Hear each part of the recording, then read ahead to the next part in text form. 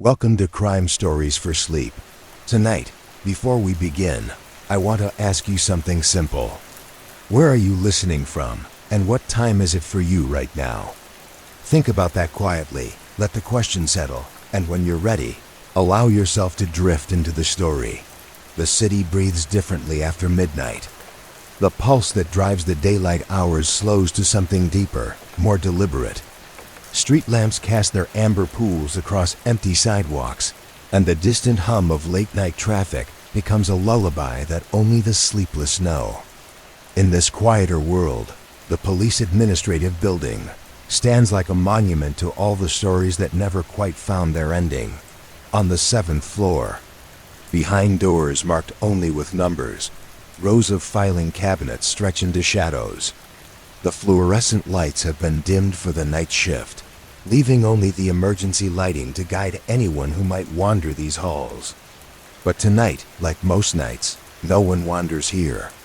The archives sleep, and with them, thousands of case files that have settled into their own kind of peace. Detective Sarah Chun had walked these corridors for 15 years, but never quite like this. Tonight she moved slowly, her footsteps muffled by the worn carpet that had absorbed decades of similar journeys. The building itself seemed to exhale around her, releasing the accumulated weight of all the days that had passed within its walls. She was not here to solve anything, not here to chase leads or interview suspects. She was here because sometimes in the deep quiet of night, the stories themselves seemed to whisper. The first file she encountered was marked simply the 23rd of April 1987. The manila folder had aged to the color of autumn leaves, its edges soft with handling. Inside, 17 pages documented a burglary that had occurred on Maple Street, in a house with blue shutters and a garden gate that squeaked. The report noted these details with careful precision, as if the officer who wrote them understood that someday someone would need to remember exactly how the morning light fell across the scattered papers on Mrs. Henderson's living room. Mrs. Henderson had been 63 then, a retired schoolteacher who kept her house in perfect order. The burglary had happened on a Tuesday morning while she attended her weekly book club at the library. When she returned home at 11:15, she found her front door standing open, swaying slightly in the spring breeze. The investigating officer, Patrolman Rodriguez, had noted that the door moved with a slow, hypnotic rhythm, as if the house itself was breathing. Nothing of great value had been taken. A small jewelry box, some loose change from a ceramic bowl on the kitchen counter, and a silver letter opener that had belonged to Mrs. Henderson's late husband. But the real theft, Officer Rodriguez wrote in careful handwriting, was the sense of safety that had filled those rooms for 37 years. That could not be measured or replaced, only mourned in the quiet way that people mourn the loss of things they had never thought to value. Detective Chun turned the pages slowly, feeling the weight of time in her hands. The burglary had never been solved, had become one of thousands of cases that simply settled into the files. Like sediment in still water, Mrs. Henderson had lived in that house for 6 more years before moving to Florida to be closer to her daughter. The house had been sold to a young couple who painted the shutters green and replaced the squeaking gate. They never knew about the Tuesday morning when their home had exhaled its innocence, never felt the echo of that violation in the walls they now called their own. The night seemed to deepen around the building as Detective Chen moved to another cabinet, another file. This one bore the date, the 8th of November 1992, and contained the careful documentation of a missing person case. Thomas Bradshaw, age 42, had simply failed to come home from work one November evening. His car was found parked at the train station, keys still in the ignition, wallet on the passenger seat. The investigating officers had interviewed his colleagues, his neighbors, his estranged brother in Denver. They had searched the woods behind the station, dragged the nearby pond, followed leads that led nowhere and questions that answered themselves with silence. The file grew thicker over the months that followed. Sightings were reported and investigated. A man matching Thomas Bradshaw's description was seen boarding a bus to Seattle. Another was spotted at a diner in Kansas, sitting alone with a cup of coffee that grew cold while he stared out the window at the rain. Each lead was followed with the methodical persistence that marked good police work, each disappointment documented with the same careful attention to detail. Thomas Bradshaw's wife, Margaret, had waited.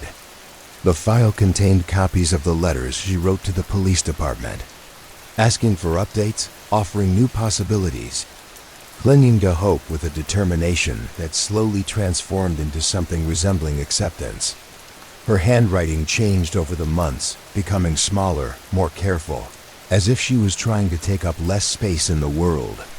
The last letter was dated 3 years after her husband's disappearance. In it, she thanked the department for their efforts and mentioned that she was moving to Oregon to be closer to her sister. She did not ask them to stop looking, but something in the careful politeness of her words suggested that she had stopped looking herself. The case remained open.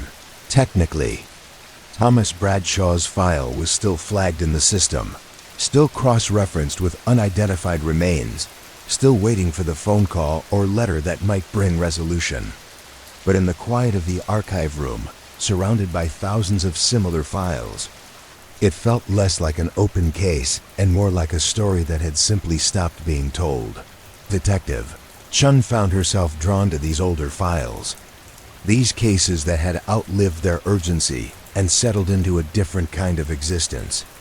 They were no longer investigations in any active sense, but had become something closer to archaeology. Each file was a layer of the city's history, a stratum of human experience that had been carefully documented and preserved. The crimes themselves had happened, the pain had been real, the loss genuine. But time had given them a different quality, had transformed them from emergencies into memories, from puzzles to be solved into stories to be remembered. The third file she examined was thicker than the others, bound with a rubber band that left indentations in the manila cover. The 15th of July, 1989 read the date, and beneath it, someone had written in fading ink, Riverside Park Incident. The first page of the report described the summer evening when the park was full of families enjoying the extended daylight. Children played on the swings while their parents watched from benches, positioned to catch the breeze from the river. The sun was setting through the trees, casting long shadows across the grass. When someone noticed that one of the picnic tables had been overturned, it was not the overturned table itself that drew attention, but the deliberate way it had been arranged. The table had been flipped and positioned precisely at the center of the open area, surrounded by park benches that had been moved into a perfect circle. On the table's upturned surface, someone had placed 17 stones, each about the size of a child's fist, arranged in a pattern that seemed to have meaning but resisted interpretation. The responding officers had photographed the scene from every angle, documenting the exact position of each bench, the spacing between the stones, the way the evening light fell across the arrangement. They had interviewed the families in the park, the joggers on the riverside path, the teenagers who sometimes gathered near the old oak tree. No one had seen anything unusual. No one had noticed when the furniture was moved or who might have arranged the stones. Investigation that followed was thorough and ultimately fruitless. The stones were common river rock, the kind that could be found anywhere along the waterfront. The arrangement did not match any known symbols or codes. Experts in various fields were consulted, from anthropologists to mathematicians to art historians. Each offered theories that seemed plausible until examined more closely, at which point they dissolved like morning mist. The mystery deepened when, 3 weeks later, the arrangement was found to have been altered. Someone had added 4 more stones, placed them with the same careful precision that had marked the original display. This time, a park maintenance worker reported seeing a figure near the picnic area around dawn, but could provide no details beyond the impression of someone moving slowly and deliberately in the half-light before sunrise. The additions continued throughout that summer, always subtle, always precise. A stone would be moved from one position to another, or a new element would be added to the display. The park became a destination for the curious, who came to see what changes might have appeared overnight. But the mysterious curator remained invisible, working in the hours when the park was empty and the city slept by September. The display had grown into something that resembled a mandala made of stone and shadow, spreading across the entire picnic area.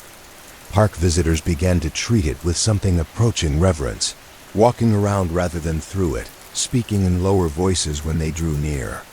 Children seemed particularly drawn to the arrangement, often sitting at its edges to trace the patterns with their fingers or create small displays of their own with twigs and leaves found nearby.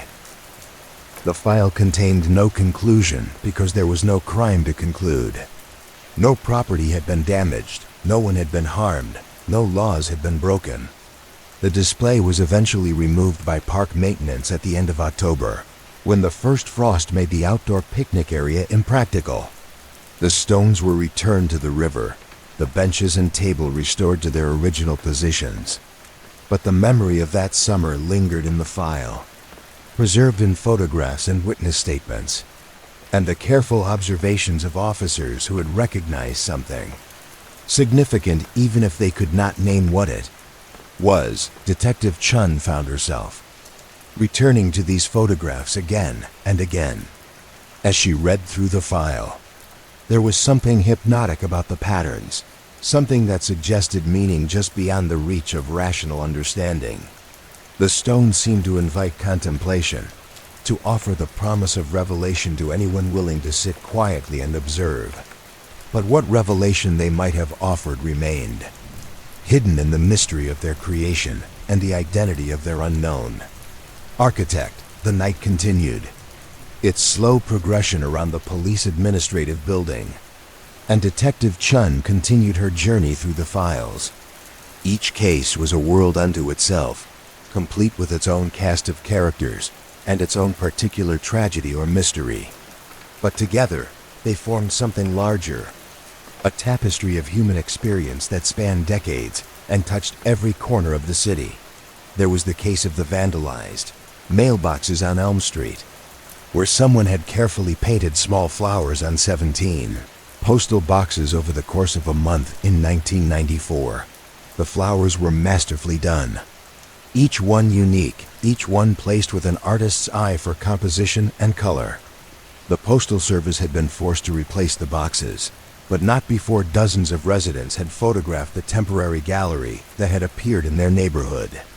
The vandal was never caught, never identified, never explained the impulse that had transformed a routine act of destruction into something. Approaching public art. There was the file labeled Night Sounds, 1996, which documented a series of complaints about mysterious music heard in the warehouse district during the early morning hours. Residents reported hearing what sounded like a full orchestra playing classical pieces, but investigations revealed no source for the music, no gathering of musicians, no speakers or sound equipment.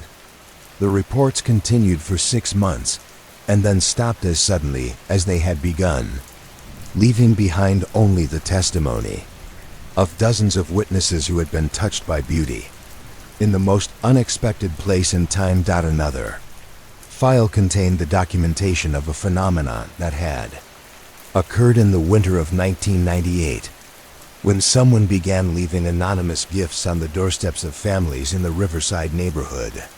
The gifts were always small and appropriate to the recipients: books for families with children, warm socks for an elderly couple, gardening supplies left for those who tended flower beds. The gift giver managed to remain anonymous despite the best efforts of recipients to catch them in the act, moving through the neighborhood like a benevolent ghost who knew exactly what each household needed most. These cases defied easy categorization, falling somewhere between mystery and miracle. They were not crimes in any conventional sense, though they had required police attention because they fell outside the normal patterns of community life. They had been investigated with the same thoroughness as more serious matters, documented with the same attention to detail, filed with the same care. But their true significance lay not in their solution, but in their reminder that human nature contained depths of creativity and compassion that could surface unexpectedly, transforming ordinary neighborhoods into places of wonder. As she moved deeper into the archives, Detective Chun began to notice patterns that had nothing to do with the crimes themselves and everything to do with the people who had documented them. Officer Martinez had a gift for describing weather, his reports often beginning with careful observations about the quality of light or the direction of the wind. Sergeant Thompson had an eye for architectural details, noting the style of door frames and the condition of sidewalks with the precision of someone who truly saw the city around her. Detective Williams had a talent for capturing the emotional undercurrents of domestic situations, describing family dynamics with a subtlety that revealed years of experience reading between the lines of human behavior. These individual voices, preserved in thousands of reports and witness statements, formed a kind of chorus that sang the city's story across the decades. Each officer brought their own perspective to the work, their own way of seeing and recording the human drama that unfolded on their watch. Together, they had created an archive that was as much literature as it was law enforcement, as much poetry as it was procedure. The deeper files revealed crimes that had shaped the city in ways both obvious and subtle. The bank robbery of 1985 had led to improved security measures that were still in use decades later. The series of break-ins in 1991 had prompted the formation of the first neighborhood watch groups, building communities of mutual support that outlasted the threat that had created them. The missing child case of 1993 had resulted in new protocols for Amber Alerts and school safety procedures that had likely prevented other tragedies in the years that followed.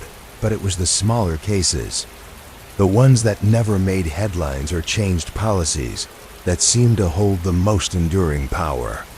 The file about Mrs. Patterson's stolen garden gnomes had led to the discovery that her neighbor, a lonely widower named Mr. Chun, had been taking them one by one because they reminded him of the ceramic figurines his late wife had collected.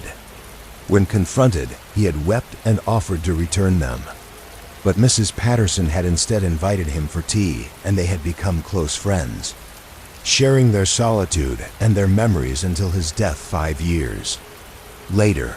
The case of the mysterious graffiti in the subway tunnel had revealed that the artist was a teenage girl whose parents were going through a bitter divorce. Her artwork, which covered an entire wall with delicate portraits of the homeless individuals who sheltered in the tunnels, had been so beautiful that the transit authority had decided to preserve it rather than paint over it. The wall became an unofficial memorial to forgotten people, a place where commuters would pause to remember that every face had a story, every life had value. These files contained the secret history of the city, the stories that never made it into newspapers or history books, but that shaped the character of neighborhoods and the lives of individuals in ways that rippled outward through time. They were reminders that every crime, no matter how small, created waves of consequence that touched lives in unexpected ways. But they were also reminders that every investigation, every moment of attention paid to suffering or mystery, was an act of care that affirmed the value of human experience. The night was reaching its deepest point now, the hours when the city's pulse slowed to its most basic rhythm. The archive room had taken on a cathedral-like quality, filled with the accumulated weight of all these stories, all these carefully preserved moments of human drama. Detective Chun found herself moving more slowly, more quietly, as if any sudden sound might disturb the sleep of all these dormant cases. She pulled another file from a cabinet marked Unsolved 1990s and found herself looking at photographs of an abandoned house on Sycamore Street. The house had been empty for 3 years when neighbors began reporting that lights could sometimes be seen in the upstairs windows. The lights were never there when police arrived to investigate. But the reports continued with such consistency that a more thorough investigation was launched. What officers found was not evidence of trespassing, but signs of careful maintenance.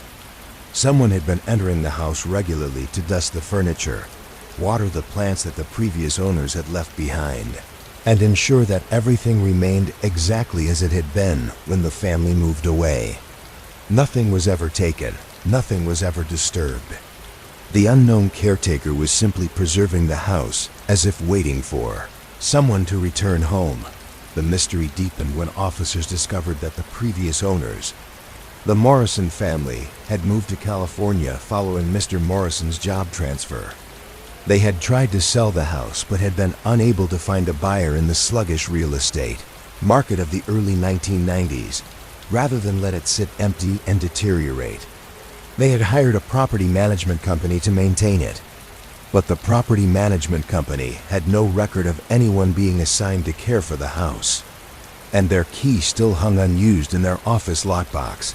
The investigation revealed no signs of forced entry, no indication of how the mysterious caretaker gained access to the house.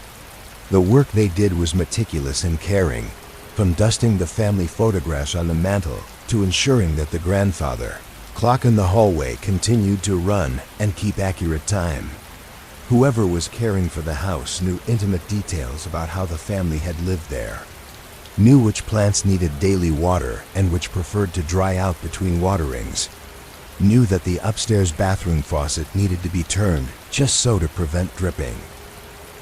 The reports continued for 2 years, until the Morrison family finally found a buyer for the house.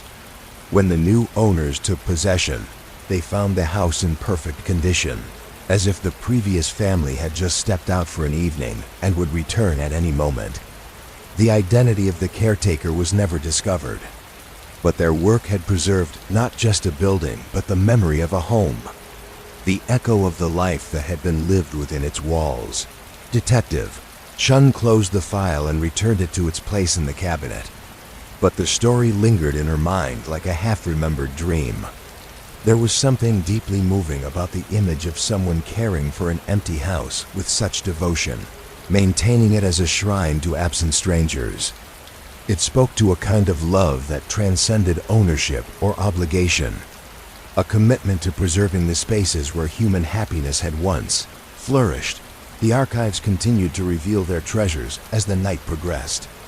There was the file about the woman who left positive notes in library books, encouraging words that readers would discover tucked between pages like pressed flowers. The notes were signed only with a small drawing of a heart, and though library staff tried to identify their author, she remained as anonymous as she was generous. Her notes were found in books about depression and divorce, in self-help guides and poetry collections, in children's stories and academic texts. Each note was perfectly suited to its location, as if the anonymous writer could somehow sense who would read each book and what encouragement they might need to find their. Another file documented the case of the Midnight Gardener, someone who had spent an entire summer transforming the neglected flower beds around the courthouse into a masterpiece of landscape design. The work was done during the darkest hours of the night, when the building was empty and the streets were deserted. By morning, exhausted city workers would discover that another section of the grounds had been weeded, mulched, and planted with flowers that would bloom in carefully planned succession throughout the growing season. The mystery gardener had somehow obtained the keys to the maintenance shed, had access to professional quality tools, and an extensive knowledge of horticulture.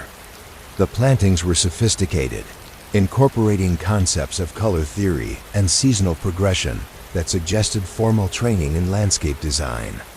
But no professional landscaper in the city admitted to the work, and no bills were ever submitted for reimbursement.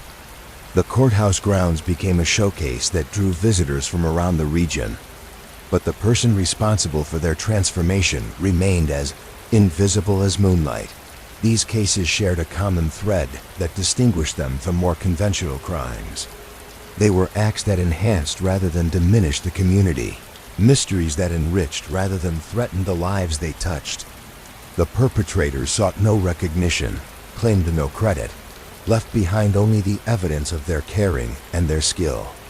They were like reverse criminals, individuals whose secret activities made the world more beautiful, more hopeful, more connected. But they had still required police attention because they existed outside the normal structures of community life. Their anonymity, however benevolent, raised questions about access and accountability. Their gifts, however generous, disrupted expectations and challenged assumptions about human behavior. They were investigated with the same thoroughness as more destructive mysteries because understanding them was part of understanding the full spectrum of human nature. Detective Chun found herself wondering about the people behind these anonymous acts of kindness. What drove them to work in secret? What satisfaction did they find in giving without receiving credit?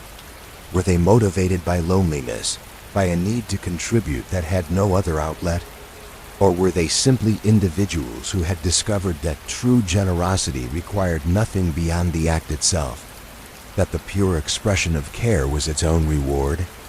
The files offered no answers to these questions, but they preserved the evidence that such people existed, that communities could be touched by grace in the most unexpected ways. They were reminders that mystery was not always about loss or violence, that investigation could reveal beauty as easily as it revealed crime. They suggested that the city contained depths of human nature that statistics could not measure, that routine patrols might encounter miracles as easily as misdemeanors as the night deepened toward dawn. Detective Chun found herself in a section of the archive she had never explored before. The files here were older, dating back to the 1970s and 1980s. Their manila covers faded to the color of old parchment. The handwriting in these reports was different, more formal, reflecting a time when police work was more dependent on careful observation and detailed documentation than on computer databases and forensic technology. One file that caught her attention was labeled simply "The Listener." 1983.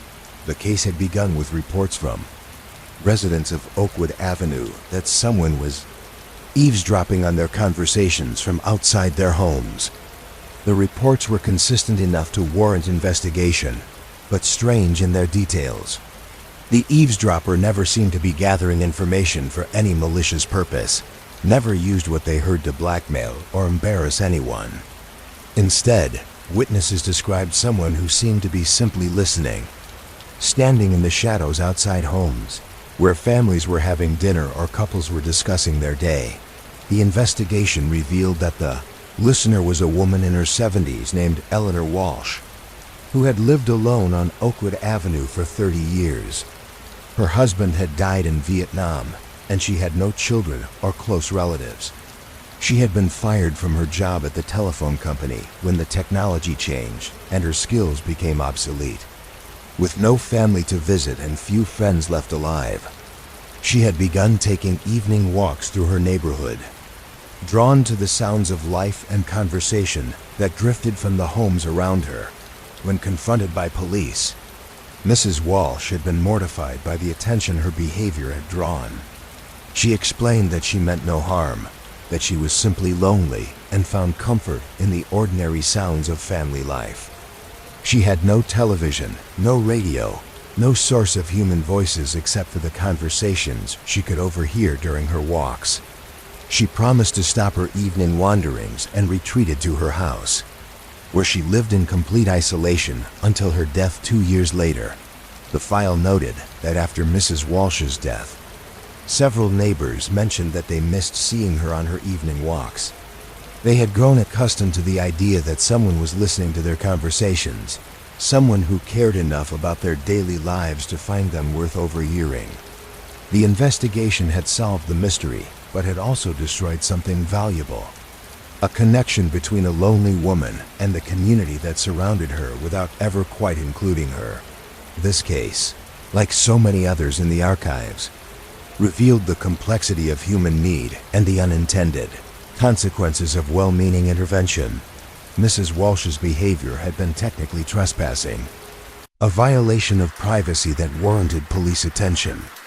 But it had also been an expression of profound loneliness, a desperate attempt to feel connected to the human community from which she had been gradually excluded. The solution to the mystery had been successful from a legal standpoint, but tragic from a human one. Detective Chun found herself wondering how many other Eleanor Walshes moved through the city's neighborhoods, seeking connection in ways that society could not accommodate or understand. How many lonely people found comfort in behavior that appeared suspicious, but was actually an expression of their hunger for human contact? How many problems that appeared to require law enforcement solutions were actually symptoms of deeper social isolation that no arrest or warning could address? The pre-dawn hours brought a different quality to the archive room, a sense of suspension between night and day that seemed to intensify the power of the stories contained in the files. Detective Chun moved through the cabinets like a sleepwalker, drawn to cases that seemed to call out to her from their manila folders. Each file was a doorway into a different corner of human experience, a different facet of the city's hidden life.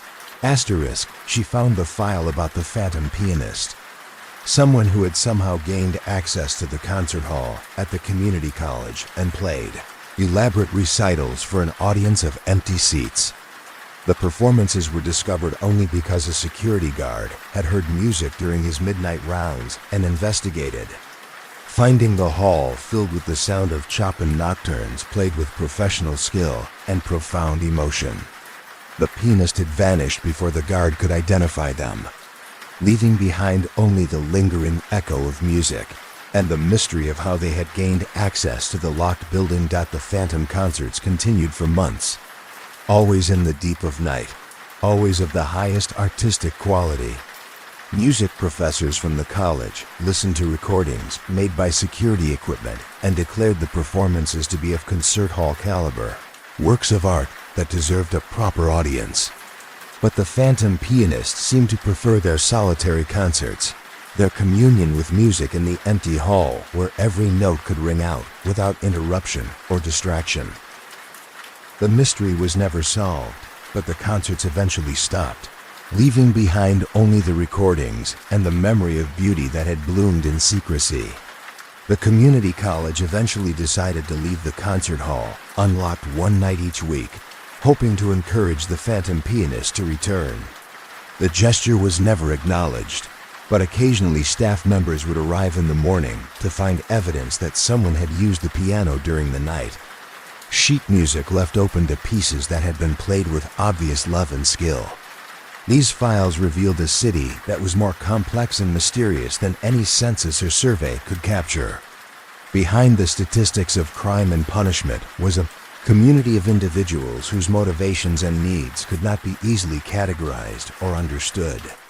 Some sought connection, others sought solitude.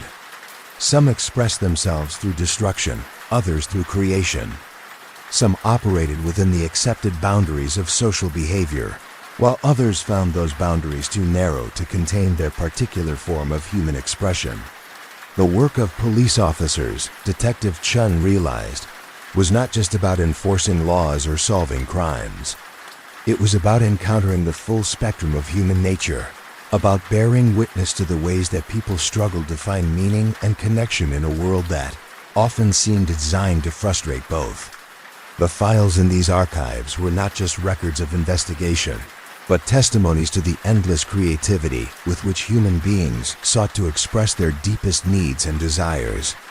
As the first hints of dawn began to lighten the windows of the archive room, Detective Chun found herself thinking about the city that would wake up around this building in a few hours.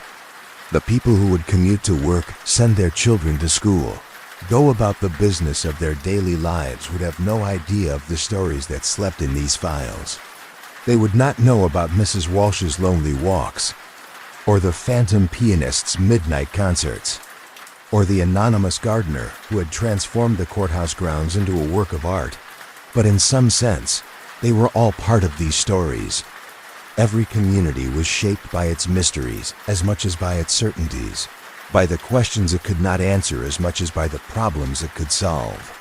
The files in these archives were like the city's unconscious mind, holding all the experiences that were too complex or contradictory to fit into the official narrative of municipal life. Detective Chun returned the last file to its place in the cabinet and stood quietly in the growing light.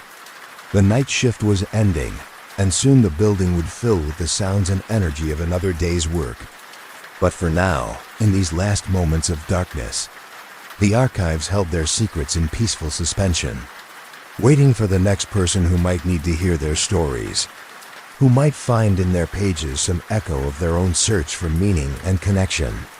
The city was beginning to wake up outside the windows, but in the archive room, the stories continued to sleep, patient and eternal as the human heart that had created them. Each file was a small act of remembrance, a way of saying that someone had been here, had mattered, had left behind traces of their passing that deserved to be preserved and honored.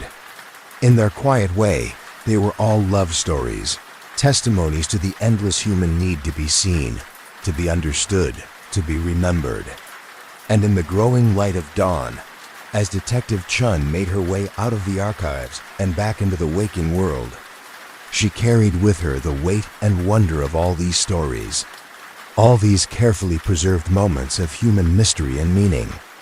They would stay with her through the day ahead, reminders that beneath the surface of every routine call and ordinary case lay depths of experience that could surprise and move and challenge anyone willing to look closely enough to see them. The city never truly slept. It only hid its secrets beneath layers of silence. But in the archives of the police administrative building, those secrets were safe, preserved in manila folders and careful handwriting, waiting for the next sleepless night when someone would need to hear their whispered testimonies to the endless complexity and beauty of human nature. The morning shift brought new energy to the police administrative building, but Detective Chen found herself drawn back to the archives during her lunch break. The stories from the night before lingered in her mind like half-remembered dreams, and she felt compelled to explore deeper into the methodical world of police reports, where every detail was recorded with careful precision and infinite patience. She settled into a different section this time. One marked incident reports, detailed documentation. These files were thicker than the others, filled with the kind of exhaustive reporting that transformed simple events into comprehensive narratives. Here, officers had taken the time to describe not just what had happened, but how it had felt to witness it, how the light fell across crime scenes, how witnesses held their hands when they spoke, how silence settled into rooms after questions had been asked and answered. The first file she opened was labeled Domestic Disturbance, 412 Pine Street, March 15, 1994. The responding officer, Sergeant Patricia Morrison, had arrived at a modest two-story house painted yellow with white trim. The report began not with the complaint that had brought her there, but with a careful description of the neighborhood as she had found it that Tuesday afternoon. Children's bicycles lay scattered across front yards, their chrome handlebars catching the late winter sun. The scent of wood smoke drifted from chimneys, and somewhere nearby, someone was practicing piano scales with the patient repetition of a dedicated student. The house at 412 Pine Street sat quietly among its neighbors, distinguished only by the careful attention someone had paid to its small front garden. Even in March, before the growing season had properly begun, the flower bed showed signs of meticulous planning. Dormant roses had been pruned with expert precision, their canes wrapped in burlap against the last cold snaps of winter. Early bulbs pushed green shoots through the mulch, promising daffodils and crocuses that would soon transform the front yard into a small celebration of spring's return. Sergeant Morrison had knocked on the front door and waited, noting in her report that she could hear the distant sound of a television playing softly somewhere inside the house. When the door opened, she was greeted by Mrs. Eleanor Vasquez, a woman in her mid-50s whose carefully applied makeup could not quite conceal the exhaustion that shadowed her eyes. Mrs. Vasquez invited the officer inside with the kind of practiced politeness that suggested she had been expecting this visit for some time. The interior of the house told a story of quiet maintenance and fading prosperity. The furniture was well cared for, but showed the wear of many years. The kind of pieces that had been purchased with the expectation that they would last a lifetime, and had fulfilled that promise through careful preservation rather than replacement. Family photographs lined the mantelpiece, their subjects aging across the decades in the formal poses of school pictures and holiday gatherings. The carpet showed the patterns of regular vacuuming, and the windows had been cleaned recently enough that the afternoon light streamed through them without obstruction. Mrs. Vasquez led Sergeant Morrison to the living room, where they sat across from each other in matching armchairs that faced a television playing a soap opera with the volume turned low. The complaint that had brought the officer to the house was simple enough. Neighbors had reported loud arguments coming from 412 Pine Street on several occasions over the past month.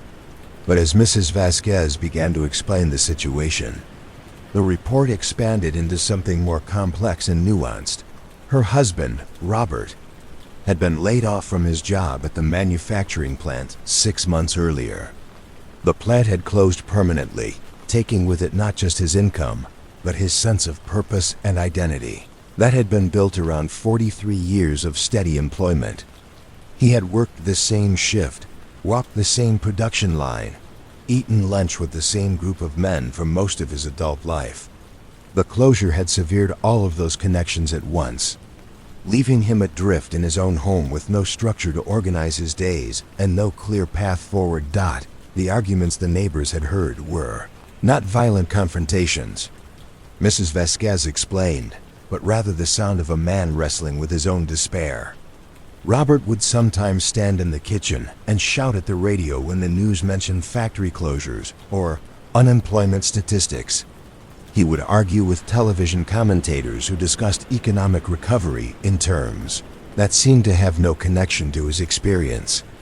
He would raise his voice in frustration when he tried to fill out job applications for positions that seemed designed for younger workers with different skills and expectations. Sergeant Morrison documented these details with careful attention to context and nuance.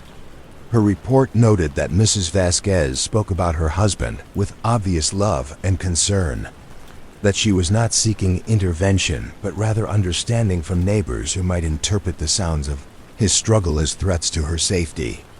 The officer observed that the house showed no signs of violence or conflict, that Mrs. Vasquez bore no marks of physical confrontation, that the atmosphere between the couple was one of shared stress rather than mutual antagonism. The report continued with Sergeant Morrison's conversation with Robert Vasquez himself, who had been working in the garage when she arrived.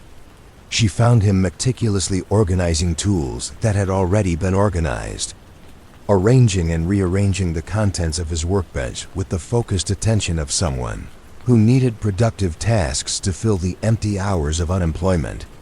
His hands, the officer noted, were still marked with the permanent stains of industrial work, evidence of decades spent handling machinery and materials that had left their traces in his skin. Robert spoke about his situation with the measured control of someone who had been forced to explain himself many times to unemployment counselors, job placement specialists, and well-meaning relatives who offered advice that seemed to come from a different world than the one he now inhabited. He was 58 years old, he told the officer. Too young to retire, but too old to easily find new employment in a job market that favored workers with computer skills and college degrees he had never needed before. The report captured the particular quality of his frustration, the way it combined genuine anger at economic forces beyond his control with a deeper sadness about the loss of the identity that had sustained him for so many years. He had been proud of his work, had taken satisfaction in the physical demands of manufacturing and the camaraderie of the production line. His retirement plans had been built around the assumption that he would work until 65 and then transition gradually into a comfortable old age supported by pension benefits that had evaporated with the plant closure. Sergeant Morrison spent over an hour with the Vasquez family, and her report reflected the complexity of a situation that could not be resolved through traditional police intervention. She documented their financial struggles, noting that they were surviving on Mrs. Vasquez's part-time income as a school cafeteria worker and Robert's unemployment benefits, which would eventually run out. She observed the strain that uncertainty had placed on their marriage, not through conflict, but through the shared weight of worry that had settled over their daily life like a persistent fog. The report concluded with Sergeant Morrison's assessment that the disturbance calls were the result of neighbors misinterpreting the sounds of emotional distress as signs of domestic violence. She recommended that the department's community liaison officer follow up with information about counseling services and job placement programs, but noted that the fundamental problem was economic rather than criminal. The Vasquez family was not breaking any laws. They were simply bearing the consequences of industrial changes that had swept through their community like a natural disaster, leaving behind wreckage that individuals were expected to clean up without adequate resources or support. Shun read through this report twice, struck by the thoroughness with which Sergeant Morrison had documented not just the facts of the case, but the emotional and social context that gave those facts meaning.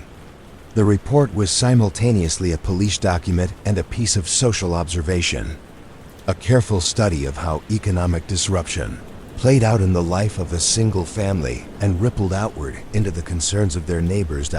She turned to another file, this one documenting a burglary at a small grocery store on Elm Street.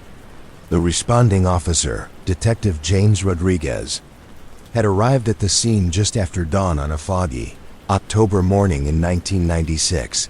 His report began with a description of the neighborhood as he had found it, the way the fog clung to the streets and muffled the sound of early morning traffic, creating an atmosphere of hushed expectancy that seemed to amplify the significance of small details. The grocery store occupied the ground floor of a brick building that had been constructed in the 1920s, when the neighborhood was first being developed as a streetcar suburb. The store's windows were covered with hand-lettered signs advertising sales on milk and bread, and the entrance was flanked by wooden crates of seasonal produce that the owner arranged each morning before opening. The burglar had gained entry through the back door, using tools that suggested some familiarity with commercial locks, but not professional expertise. Detective Rodriguez's report meticulously cataloged what had been taken: 4 cartons of cigarettes, the contents of the cash register, which amounted to $37 in small bills and coins, and a selection of items from the candy aisle that seemed to have been chosen more for personal preference than resale value. But the officer's attention was drawn to what had not been taken, details that suggested the burglar's motivations were more complex than simple theft. The store's safe had been left untouched, though it was clearly visible behind the counter and would have contained significantly more money than the cash register. A display case of expensive imported chocolates had been ignored in favor of common candy bars. Most strikingly, the burglar had taken time to carefully reorganize the magazine rack, arranging the publications in alphabetical order and ensuring that all the covers were perfectly aligned. The investigation revealed that the store had been burglarized by Marcus Chun, a 19-year-old who lived in a basement apartment 6 blocks away. When questioned, Marcus explained that he had lost his job at a fast food restaurant 2 weeks earlier and had been surviving on the few dollars he had saved from his last paycheck. He had not planned the burglary, but had been walking past the store late at night when he noticed that the back door had been left slightly ajar by an employee who had taken out trash and failed to ensure it latched properly. Marcus told Detective Rodriguez that he had initially intended only to take enough food to last a few days. But once inside the store, he had been overwhelmed by feelings that he could not easily articulate. The store represented a kind of abundance that had always been just beyond his reach. Shelves filled with products that he saw every day but could rarely afford to purchase. The candy he had taken was the same kind he had coveted as a child, but had been taught to see as an unnecessary luxury in a household, where every dollar had to be carefully budgeted. The magazine reorganization, Marcus explained, had been an attempt to impose order on the chaos of his own life.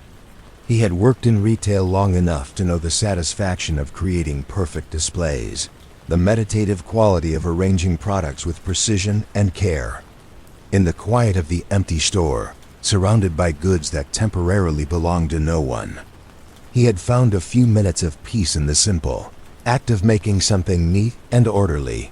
Detective Rodriguez's report captured the contradiction between Marcus's actions and his apparent character. The young man had no previous criminal record, had been described by former employers as reliable and conscientious, and had turned himself into police before the investigation had identified him as a suspect. His burglary had been as much an act of desperation as criminality, driven by hunger and homelessness, but expressed through behaviors that suggested respect for property and order rather than disregard for them. The report documented the store owner's response to learning the burglar's identity and circumstances. Mr. Kim, who had operated the grocery store for 15 years, expressed more sadness than anger about the break-in. He told Detective Rodriguez that he recognized Marcus as a regular customer who had always been polite and had often helped elderly neighbors carry their groceries home. Mr. Kim decided not to press charges, instead offering Marcus a part-time job stocking shelves and maintaining the store's displays. This resolution was noted in the report not as an official outcome, but as a footnote that illustrated the complex web of relationships that connected individual crimes to the broader community. Detective Rodriguez documented Mr. Kim's observation that the neighborhood had been struggling economically, with several businesses closing and many young people leaving to find opportunities elsewhere. The burglary was not an isolated incident, but part of a larger pattern of stress and displacement that affected everyone who lived and worked in the area.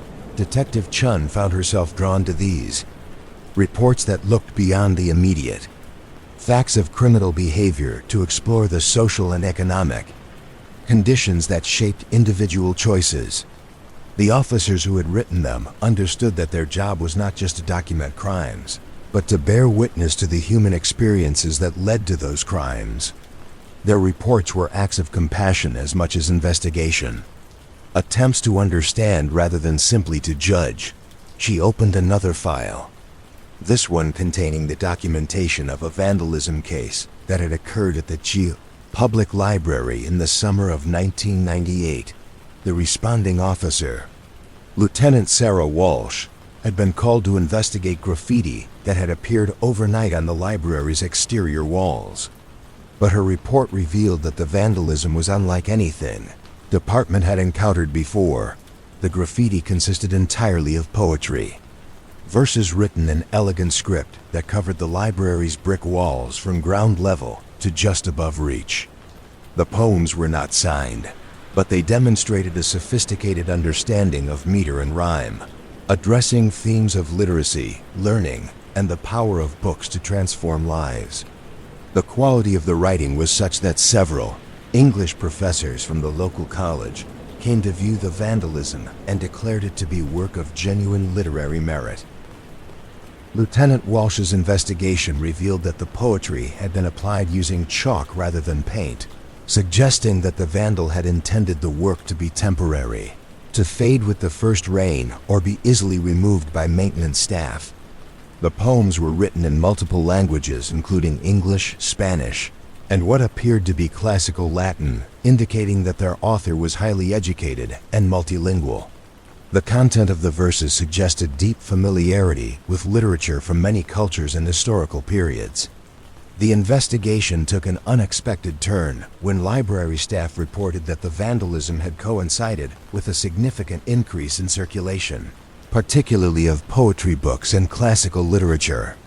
Patrons were coming specifically to see the graffiti, but many were also checking out books that related to the themes and styles represented in the wall poems. The library director told Lieutenant Walsh that she had never seen such enthusiasm for poetry among the general public, and that the vandalism had inadvertently created the most successful literacy promotion event in the library's history.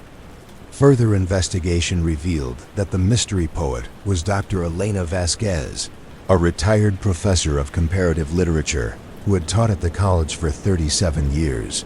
Before being forced into early retirement due to budget cuts. Dr. Vasquez had dedicated her career to promoting literacy and literature appreciation, particularly among first-generation college students and adult learners who had not had access to quality education in their youth. When confronted by Lieutenant Walsh, Dr. Vasquez explained that she had been devastated by the library's announcement that budget constraints would force them to reduce their hours and eliminate many of their adult education programs. She had spent her entire career believing in the power of literature to change lives, and she could not bear to see that resource diminished. The poetry vandalism had been her attempt to remind the community of what they stood to lose, to demonstrate the beauty and relevance of literature in a way that would be impossible to ignore. Lieutenant Walsh's report documented the complex legal and ethical questions raised by Dr. Vasquez's actions. The vandalism was clearly criminal, regardless of its artistic merit or noble intentions. But the community response suggested that the crime had served a positive purpose, raising awareness of the library's financial difficulties and generating public support for increased funding. The poetry had caused no permanent damage to the building and had actually increased public appreciation for the institution it was meant to protect. The resolution of the case was as unusual as the crime itself. Dr. Vasquez was formally charged with vandalism but was sentenced to community service that consisted of organizing poetry readings and literature discussion groups at the library. The judge noted that her punishment should fit both the nature of her crime and her obvious commitment to public education. The poetry remained on the library walls for several months, protected by a coating that prevented it from fading, until it was finally removed and preserved in photographs that were displayed permanently in the library's main reading room. These reports revealed police work at its most thoughtful and nuanced. Investigations that recognize the complexity of human motivation and the importance of context in understanding criminal behavior. The officers who had written them understood that their role was not just to enforce laws, but to interpret the social conditions that led to lawbreaking, to serve as witnesses to the struggles and aspirations that drove people to act outside the boundaries of acceptable behavior. Detective Chun turned to a file that documented a series of incidents at the city's main post office during the winter of 1995. The case had begun with reports of mail being tampered with, letters and packages being opened and then carefully resealed before delivery. The investigation, led by Detective Michael Torres, had initially focused on identifying postal employees who might have been stealing items or cash from the mail. But the pattern of tampering suggested something far different from typical mail theft. The opened mail had been resealed with obvious care, the original envelopes repaired rather than replaced, the contents arranged exactly as they had been before opening. Nothing was ever stolen, nothing was ever damaged. Instead, items were occasionally added to packages, small gifts tucked in with the original contents. A package containing a birthday gift for a child might be found to include an additional small toy. A care package sent to a college student might contain extra snacks or a handwritten note of encouragement from an anonymous well-wisher. Detective Torres's investigation revealed that the mail tampering was being carried out by Mrs. Dorothy Kim, a postal clerk who had worked at the main office for 23 years. Mrs. Kim had begun opening mail during the holiday season, initially intending only to ensure that packages were properly secured for delivery. But she had become fascinated by the glimpses into other people's lives that the mail provided, the evidence of relationships and celebrations and struggles that passed through her hands every day. The report documented Mrs. Kim's explanation of her behavior with remarkable sensitivity to the loneliness and isolation that had motivated her actions. She lived alone in a small apartment above a bakery, had never married, and had no close relatives in the area. Her work at the post office was her primary source of human connection, but it was a connection that remained necessarily distant and professional. The mail she handled represented all the intimacy and affection that was missing from her own life. Mrs. Kim told Detective Torres that she had never intended to violate anyone's privacy, but had found herself unable to resist the temptation to participate vicariously in the lives of the people whose mail she processed. She knew which families were expecting new babies, which couples were planning weddings, which elderly residents were struggling with health problems. The small gifts she added to packages were her way of offering support and celebration to people she knew intimately but had never met. The investigation revealed that Mrs. Kim's tampering had actually improved the delivery service in several ways. She had caught numerous addressing errors that would have resulted in lost mail, had identified packages that were insufficiently wrapped for safe transport, and had even prevented the delivery of several suspicious packages that later proved to contain dangerous materials.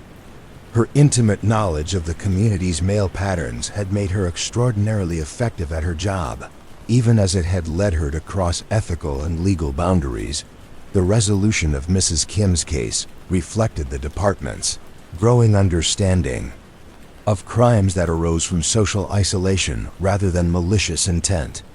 She was sentenced to community service that involved working with elderly residents who were themselves isolated and lonely, connecting people who might benefit from each other's company.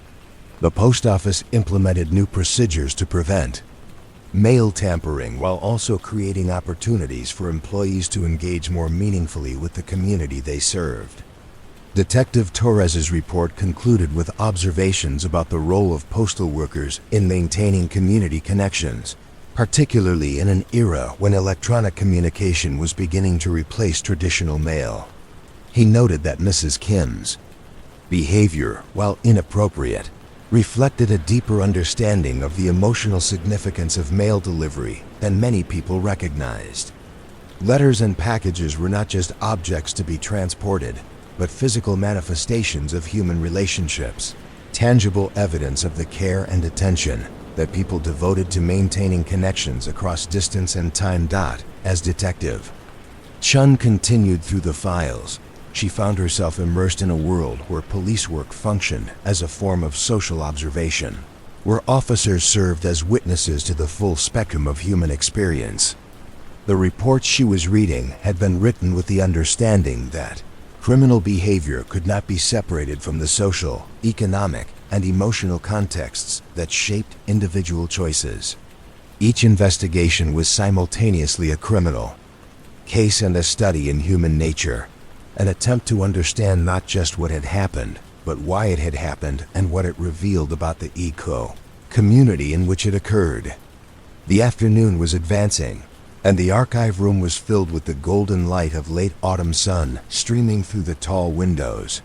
Detective Chen felt as though she had been transported into a different world, one where police work was as much about understanding as enforcement, where every report was written with the expectation that someone, someday, would need to understand exactly how the silence felt in that particular room, how the light fell across that specific crime, seen how the weight of unspoken history had shaped the actions of individuals who found themselves on the wrong side of the law for reasons that were often more complex than the laws themselves could address. She opened one final file before returning to her regular duties, a thick folder labeled Community Disturbance, Victory Park, August 1997. The case had begun with complaints about unauthorized gatherings in the park, groups of people who assembled there during evening hours without permits or official sanction. The responding officer, Captain Jennifer Rodriguez, had expected to find typical problems associated with unsupervised crowds: noise, litter, public intoxication, or drug activity. Instead, she discovered what could only be described as an outdoor classroom. Every evening throughout that summer, a retired teacher named Professor James Chun had been conducting informal education sessions in the park's pavilion. The gatherings had grown organically, starting with Professor Chun helping a few neighborhood children with their homework, and expanding to include adults who were interested in learning about literature, history, and current events. Captain Rodriguez's report described the scene she had encountered on her first visit to investigate the complaints. Approximately 40 people of various ages were seated on blankets and folding chairs around the pavilion, listening to Professor Chun discussed the historical context of a poem by Langston Hughes. The professor was using a portable blackboard to illustrate his points, and participants were taking notes and asking questions with the enthusiasm of dedicated students. The investigation revealed that Professor Chun had been conducting these sessions for 3 months, ever since the public library had been forced to cancel its adult education programs due to budget cuts. Many of the participants were immigrants who were trying to improve their English skills, adults who had not completed their high school education, and elderly residents who simply enjoyed the intellectual stimulation of learning new things. The professor charged no fees and required no registration, welcoming anyone who was interested in participating. The complaints that had brought police attention to the gatherings had come from a small group of park users who objected to the informal appropriation of public space for educational purposes. They argued that the gatherings violated park rules about organized activities and created an atmosphere that discouraged other forms of recreation. But Captain Rodriguez's investigation revealed that the education sessions had actually improved conditions in the park, reducing vandalism and drug activity by creating a positive community presence during evening hours. The report documented the department's decision to work with Professor Chun and city parks officials to formalize the educational gatherings, creating a permit system that would allow them to continue while addressing the concerns of other park users. The solution reflected a growing understanding within the police department that community problems often required creative solutions that went beyond traditional law enforcement approaches. Professor Chun's story became a model for other communities facing similar challenges with public space and educational resources. His informal classroom demonstrated that learning could happen anywhere, that communities could create their own solutions to social problems when official institutions were unable to meet their needs. The police report served not just as documentation of a resolved complaint, but as a case study in the kind of community partnership that could transform problems into opportunities. As Detective Chun finally closed the last file and prepared to return to her regular duties, she reflected on the collective wisdom contained in these carefully written reports.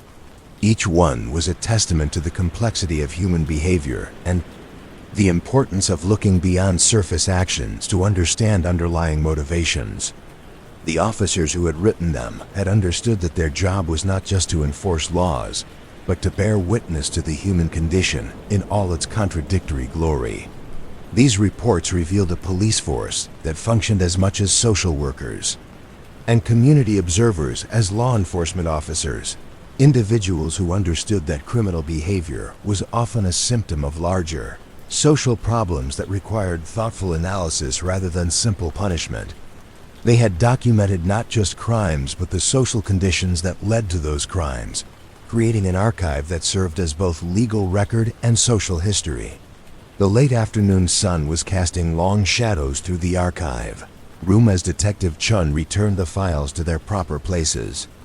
But the stories they contained would stay with her, reminders that every call, every investigation, every interaction with the public was an opportunity to better understand the complex web of relationships and circumstances that shaped life in their city. The reports were lessons in empathy as much as procedure, demonstrations of how careful attention to detail and context could transform routine police work into something approaching art. In the quiet of the archive room, surrounded by thousands of similar files, Detective Chun felt connected to a tradition of police work that valued understanding as much as enforcement, that recognized the humanity in every person they encountered, whether as victim, witness, or perpetrator. These reports were love letters to the community they served, written by officers who understood that their highest calling was not to judge but to see clearly, to document faithfully, and to respond with both justice and compassion to the endless complexity of human experience. The archive room on the 7th floor had sections that seemed untouched by time, cabinets that stood in the furthest corners where the fluorescent lights barely reached and dust motes danced in the amber glow of late afternoon sun. Detective Chun found herself drawn to these forgotten corners during her evening rounds, to file cabinets that bore dates from decades past and contained stories that had long since faded from active memory. She approached a cabinet marked 1970 to 1975 with the reverence one might show an ancient library. The metal was dulled with age, its green paint worn away. Around the handles where countless hands had opened these drawers in search of information that had once seemed urgent. Now the urgency had passed, leaving behind only the patient testimony of manila folders that had yellowed to the color of autumn leaves. The first drawer opened with a soft protest of hinges that had not been disturbed in years. Inside, files stood in perfect formation, their tabs marked with case numbers written in the careful handwriting of officers who had learned their penmanship in an era when clarity was considered a professional virtue. The air that escaped carried the scent of old paper and forgotten time, a mixture of dust and ink, and the accumulated weight of stories that had been carefully preserved against an uncertain future.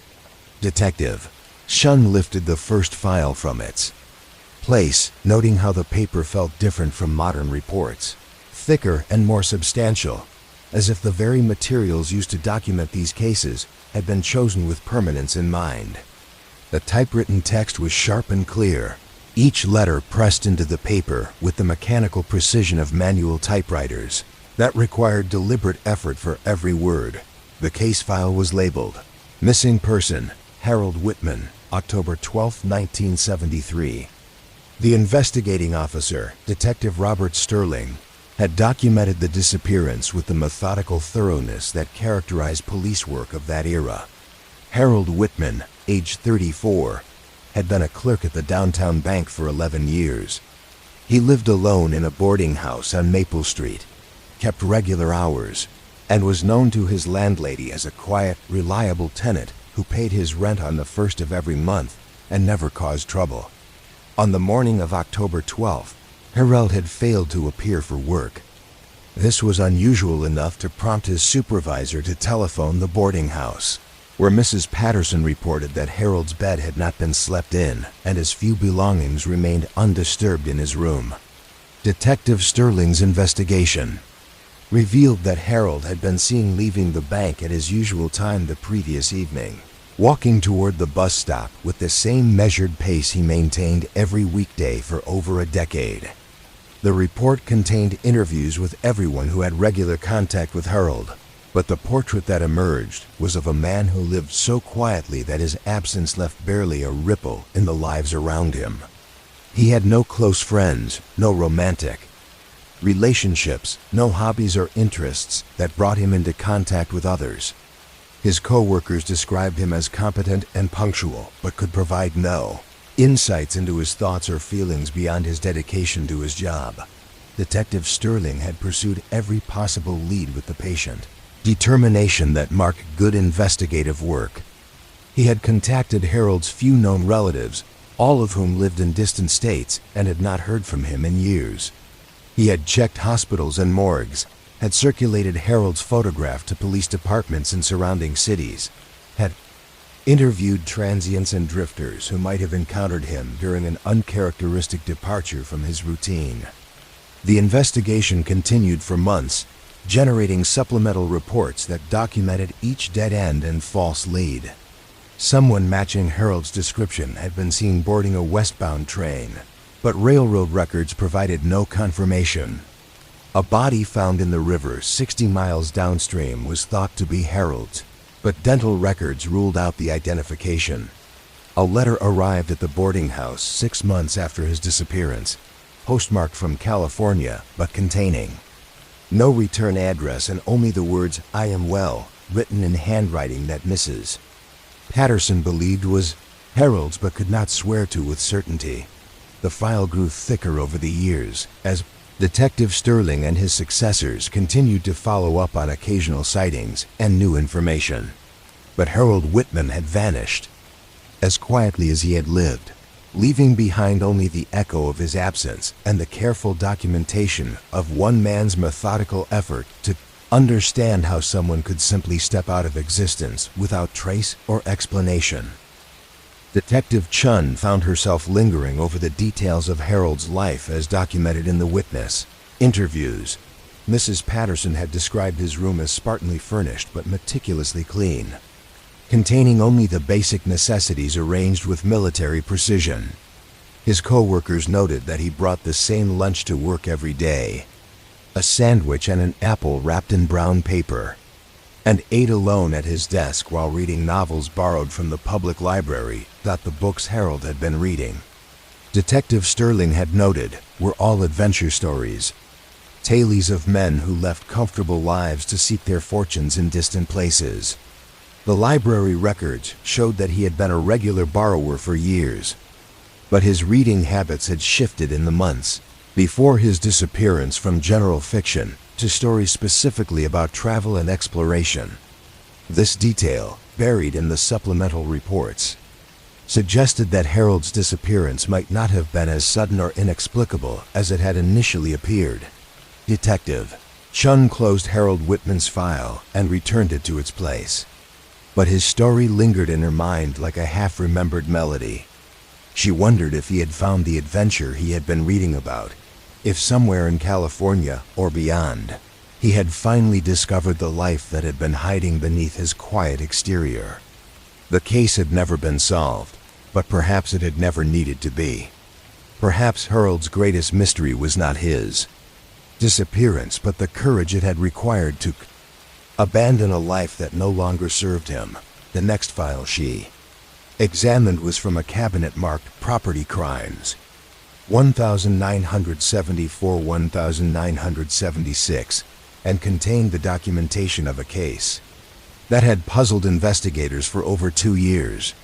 Someone had been stealing lawn ornaments throughout the Riverside neighborhood, but not in the random pattern typical of vandalism or juvenile pranks. The thefts followed a careful logic that suggested both planning and purpose. Detective Margaret Chun had been assigned to investigate the lawn ornament thefts after they had escalated from occasional nuisance to community concern. Her reports, written with the careful attention to detail that would later influence her daughter's approach to police work, documented a pattern that was both baffling and oddly beautiful. The thief targeted only certain types of ornaments, showing a preference for garden gnomes, ceramic animals, and decorative stones arranged in specific configurations. But the stolen items were not being taken for resale or malicious destruction. Instead, they were being relocated to other parts of the neighborhood, arranged in elaborate displays that transformed mundane front yards into fantastical landscapes. Mrs. Henderson would wake to find that her 3 garden gnomes had been joined by a family of ceramic rabbits from the Johnson house 2 blocks away. Mr. Peterson's decorative windmill had been surrounded by a circle of painted stones that had been carefully gathered from gardens throughout the neighborhood. The arrangements were always tasteful, always improved the aesthetic appeal of the properties where they appeared, and always demonstrated an artist's eye for color, proportion, and design. Detective Chun's investigation revealed that the Midnight landscaper was working with remarkable knowledge of the neighborhood's layout and the personal preferences of its residents. The new arrangements always seemed to reflect the personality and interests of the property owners where they appeared. Elderly Mrs. Yamamoto, who was known for her love of birds, woke to find her garden had been transformed into an avian paradise with ceramic owls, painted birdhouses, and decorative bird baths that had been borrowed from gardens throughout the area. The Paozu investigation took on an almost anthropological quality as Detective Chen documented not just the thefts but the community's response to them.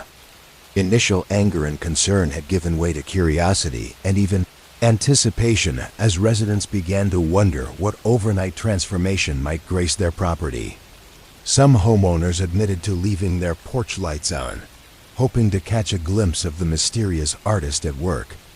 Others began leaving notes with their lawn ornaments, suggestions for arrangements or offers to participate in the nocturnal beautification project. Identity of the lawn ornament artist was discovered almost by accident when Detective Chun observed Mrs. Rose Patterson, a 73-year-old retired art teacher, making what appeared to be a reconnaissance mission through the neighborhood on a Sunday afternoon. Mrs. Patterson was walking slowly from house to house, taking notes about the existing arrangements and occasionally moving small items to slightly different positions. When questioned, Mrs. Patterson explained that she had been suffering from insomnia since her husband's death the previous year. During her sleepless nights, she had begun taking walks through the neighborhood, finding comfort in the quiet streets and the evidence of life and love that people displayed in their gardens. The lawn ornament arrangements had begun as an attempt to create beauty that might bring joy to her neighbors, a way of expressing the creativity that retirement had taken away from her.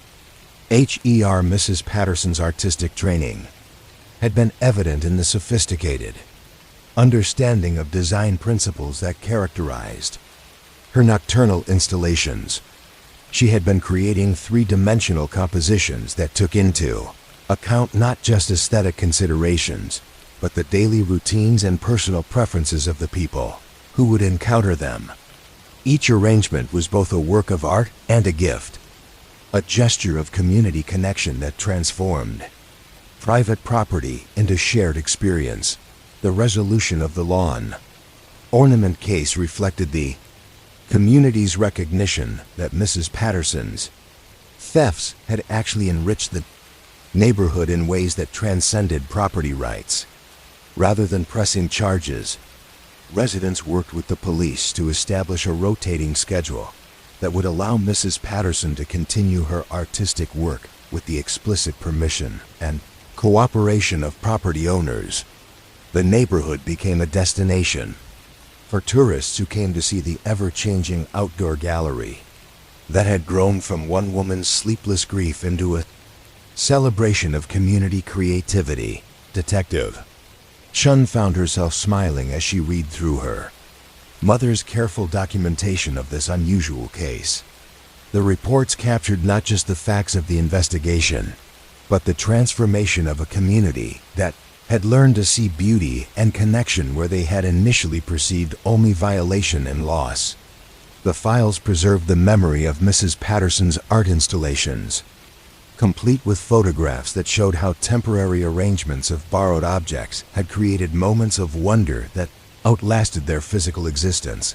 She moved deeper into the archives, to cabinets that contained files from the 1960s and earlier, cases documented with fountain pens and carbon paper, investigations that had been conducted without the benefit of modern technology, but with the same patient attention to human detail that characterized the best police work of any era. The dust here was thicker, settling like snow on folders that had been undisturbed for decades. One file that caught her attention was labeled simply "The Singing Man," 1968 to 1969. The case had begun with noise complaints from residents of downtown apartment buildings who reported being awakened by singing in the early morning hours.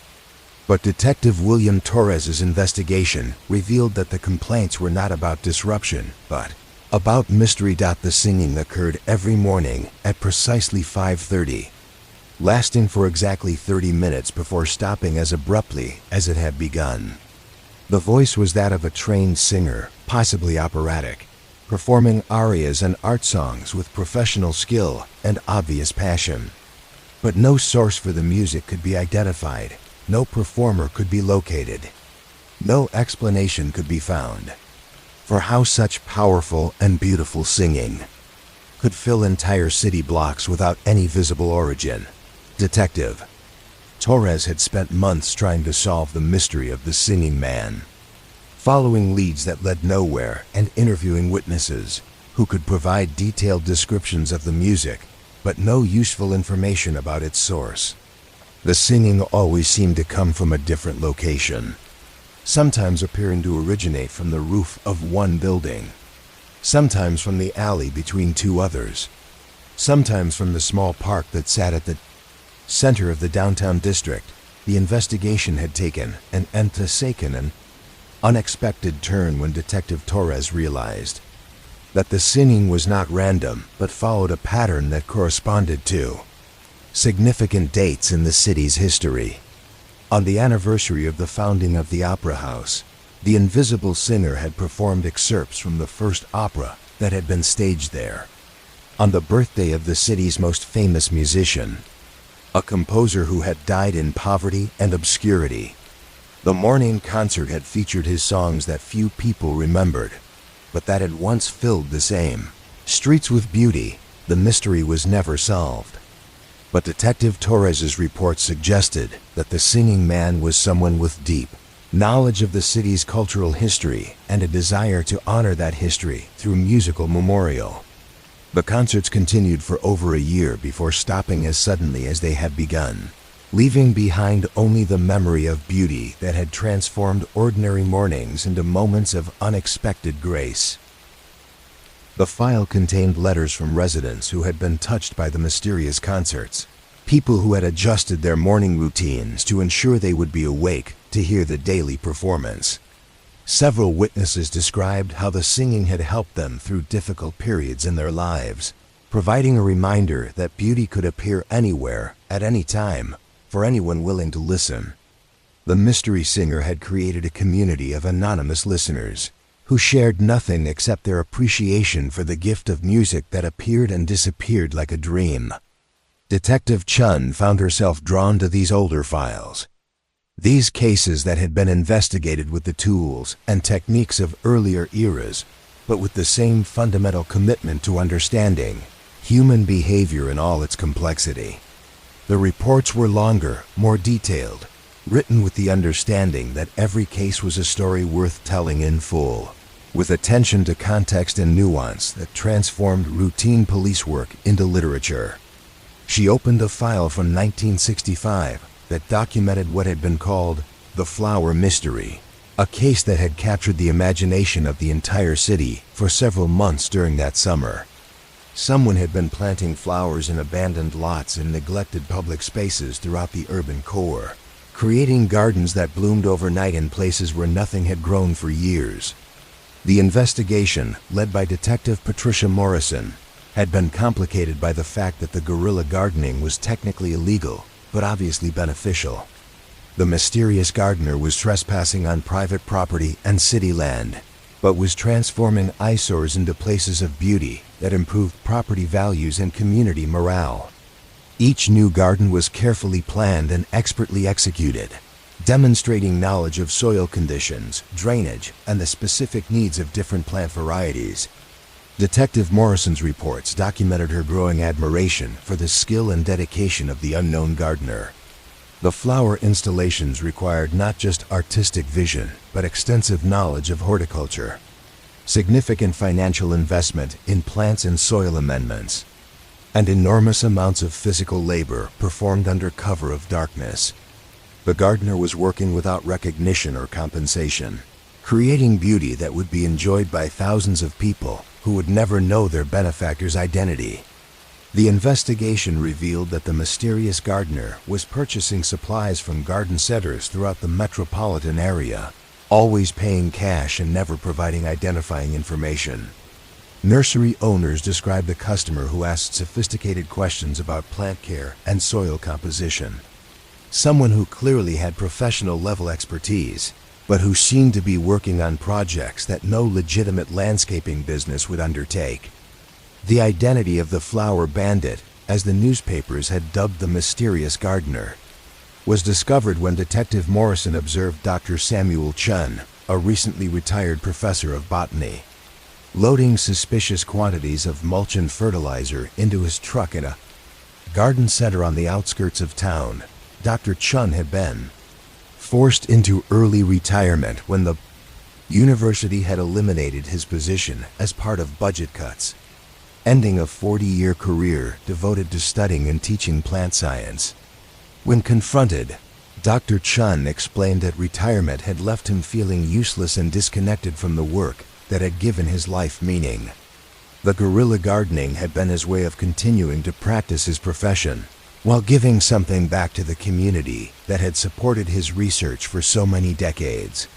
He had been creating living laboratories in abandoned spaces, demonstrating how scientific knowledge could be applied to solve practical problems of urban decay and environmental degradation. Detective Morrison's final report recommended that charges be dropped in favor of working with city officials to formalize Dr. Chen's gardening projects. The professor's illegal installations had demonstrated the potential for community improvement through strategic landscaping, and city planners were eager to incorporate his expertise into official beautification efforts. The abandoned lots where Dr. Chun had planted his secret gardens became the foundation for a comprehensive urban renewal program that transformed neglected neighborhoods into showcases of sustainable design. The deeper Detective Chen ventured into the archives, the more she understood that these forgotten files contained not just criminal investigations, but a hidden history of community development, social change, and human creativity.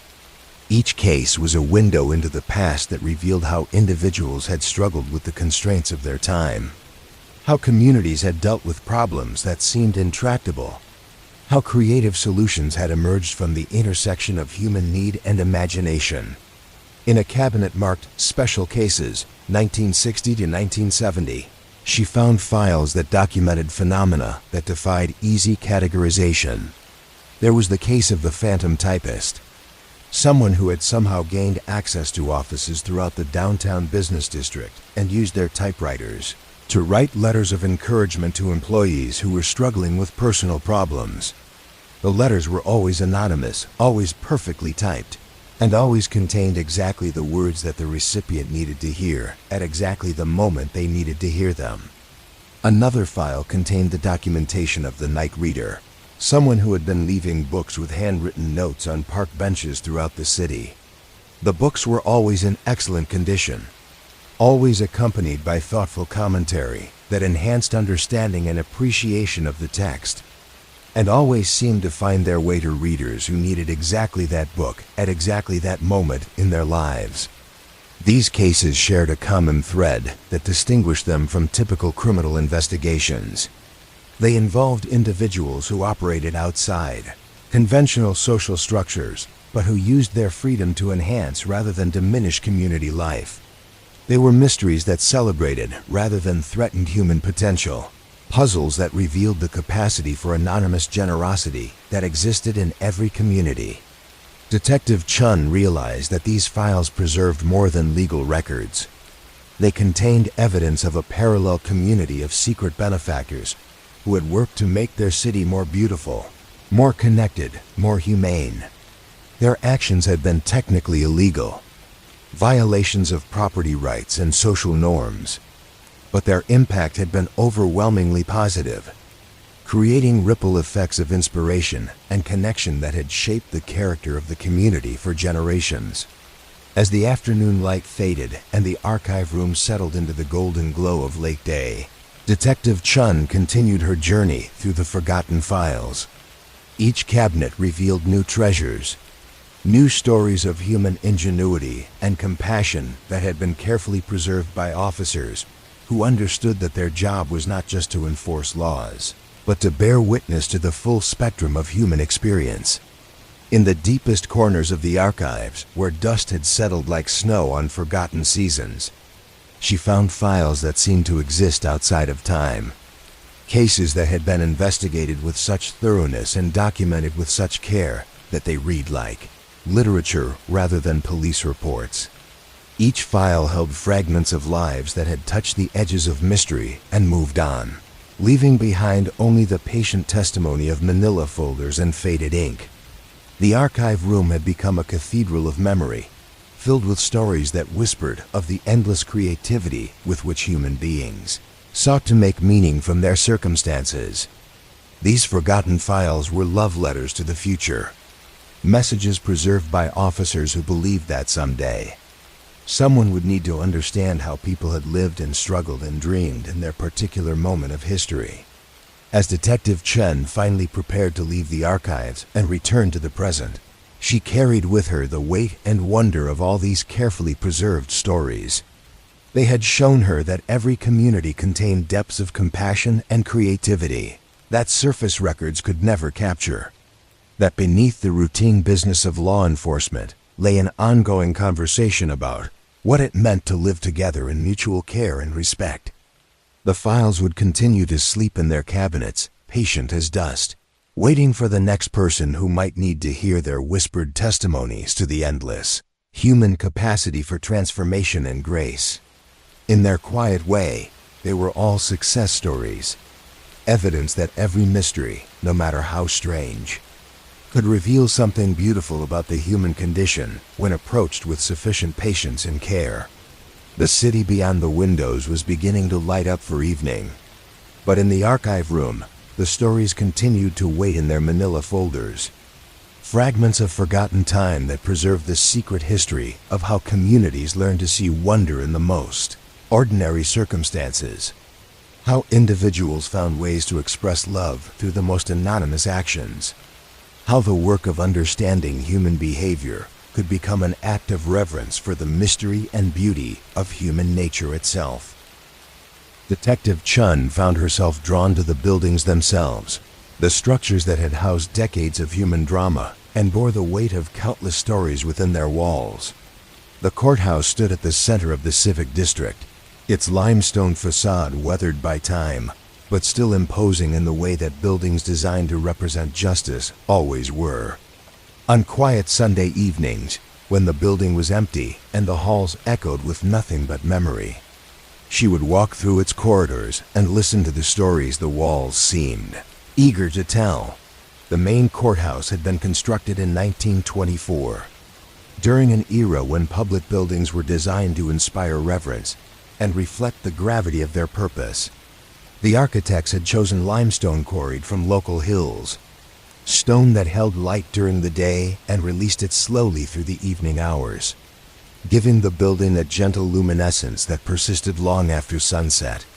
The windows were tall and arched, designed to flood the interior with natural light that would ensure that justice was conducted in full view of heaven and earth. Detective Chun entered through the main doors, which opened onto a lobby that rose 3 stories to a vaulted ceiling decorated with murals depicting the evolution of law, from ancient codes to modern jurisprudence. The murals had been painted by local artists during the Depression, part of a federal program that had brought beauty to public spaces during the nation's darkest economic hours.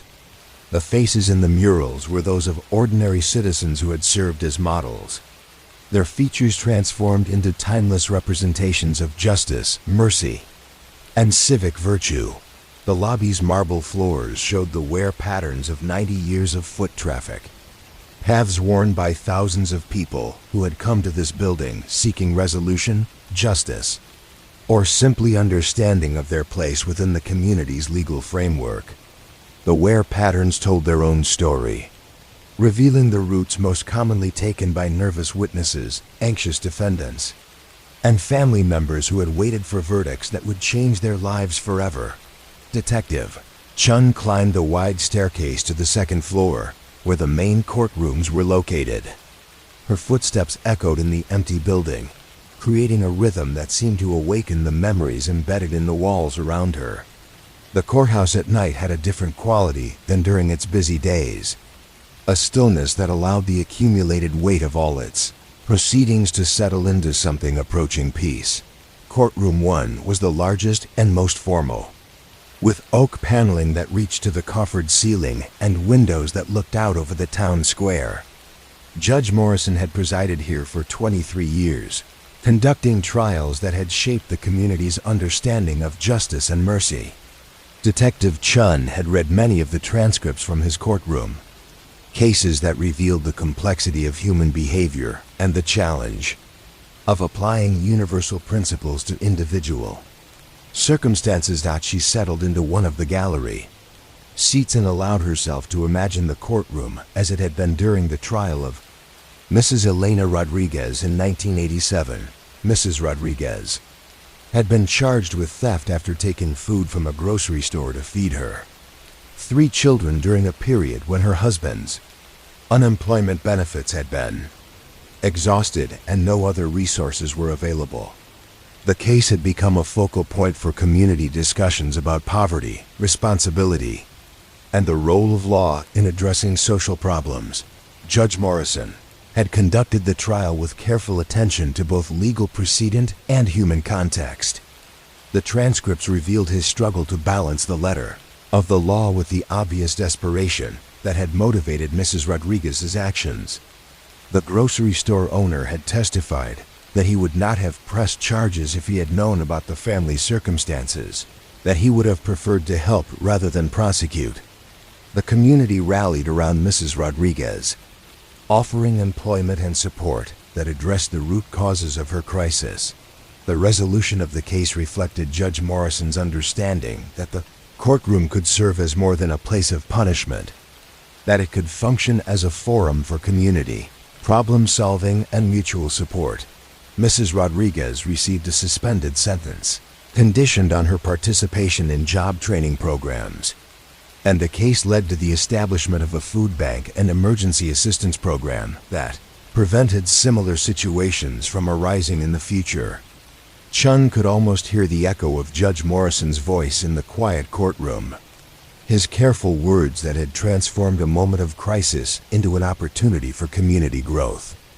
The oak paneling seemed to hold the memory of his wisdom, the patient way he had explained complex legal concepts to participants who had never been in a courtroom before, his ability to maintain dignity and respect even when dealing with the most difficult circumstances. She moved to courtroom 2, smaller and more intimate, where Judge Patricia Chun had handled family court cases for 15 years. This courtroom had witnessed thousands of domestic disputes, custody hearings, and adoption proceedings, each one representing a family's attempt to navigate the legal framework that governed their most personal relationships. The walls here seemed to hold different memories, softer and more private, filled with the whispered conversations between parents and children, lawyers and clients, families seeking to rebuild their lives after disruption and loss. Judge Chun had been known for her ability to see beyond the immediate conflict to the underlying needs and concerns that drove family disputes. Her courtroom had been a place where healing was as important as judgment, where the goal was not just to resolve legal questions, but to help families find ways to move forward together. The transcripts from her cases read like case studies in human psychology, careful explorations of how people could hurt each other most deeply through love and how they could find ways to forgive and reconnect despite profound betrayal. Detective Chun remembered the case of the Williamson family, whose custody dispute had occupied Judge Chun's courtroom for months in 1992. Parents had been locked in a bitter battle over their 2 young children, each convinced that the other was unfit and dangerous. But Judge Chun's patient questioning had revealed that both parents were struggling with depression and financial stress that had distorted their perceptions and driven them to see conflict where cooperation might have been possible. Rather than simply awarding custody to one parent or the other, Judge Shen had ordered family counseling and created a graduated plan that allowed both parents to demonstrate their commitment to their children's welfare. The case had required dozens of hearings, each one carefully documented. As the family slowly learned to communicate without hostility and to prioritize their children's needs over their own. Anger and hurt, the Williamson case had become a model for how family court could function as a healing institution rather than simply an adversarial forum. Judge Chun's approach had required more time and resources than traditional custody proceedings, but had resulted in a family that remained intact and functional rather than permanently fractured by legal conflict. The children had grown up with access to both parents and a deep understanding that love could survive even the most difficult circumstances. Detective Chun left the courtrooms and descended to the basement level, where the building's holding cells were located.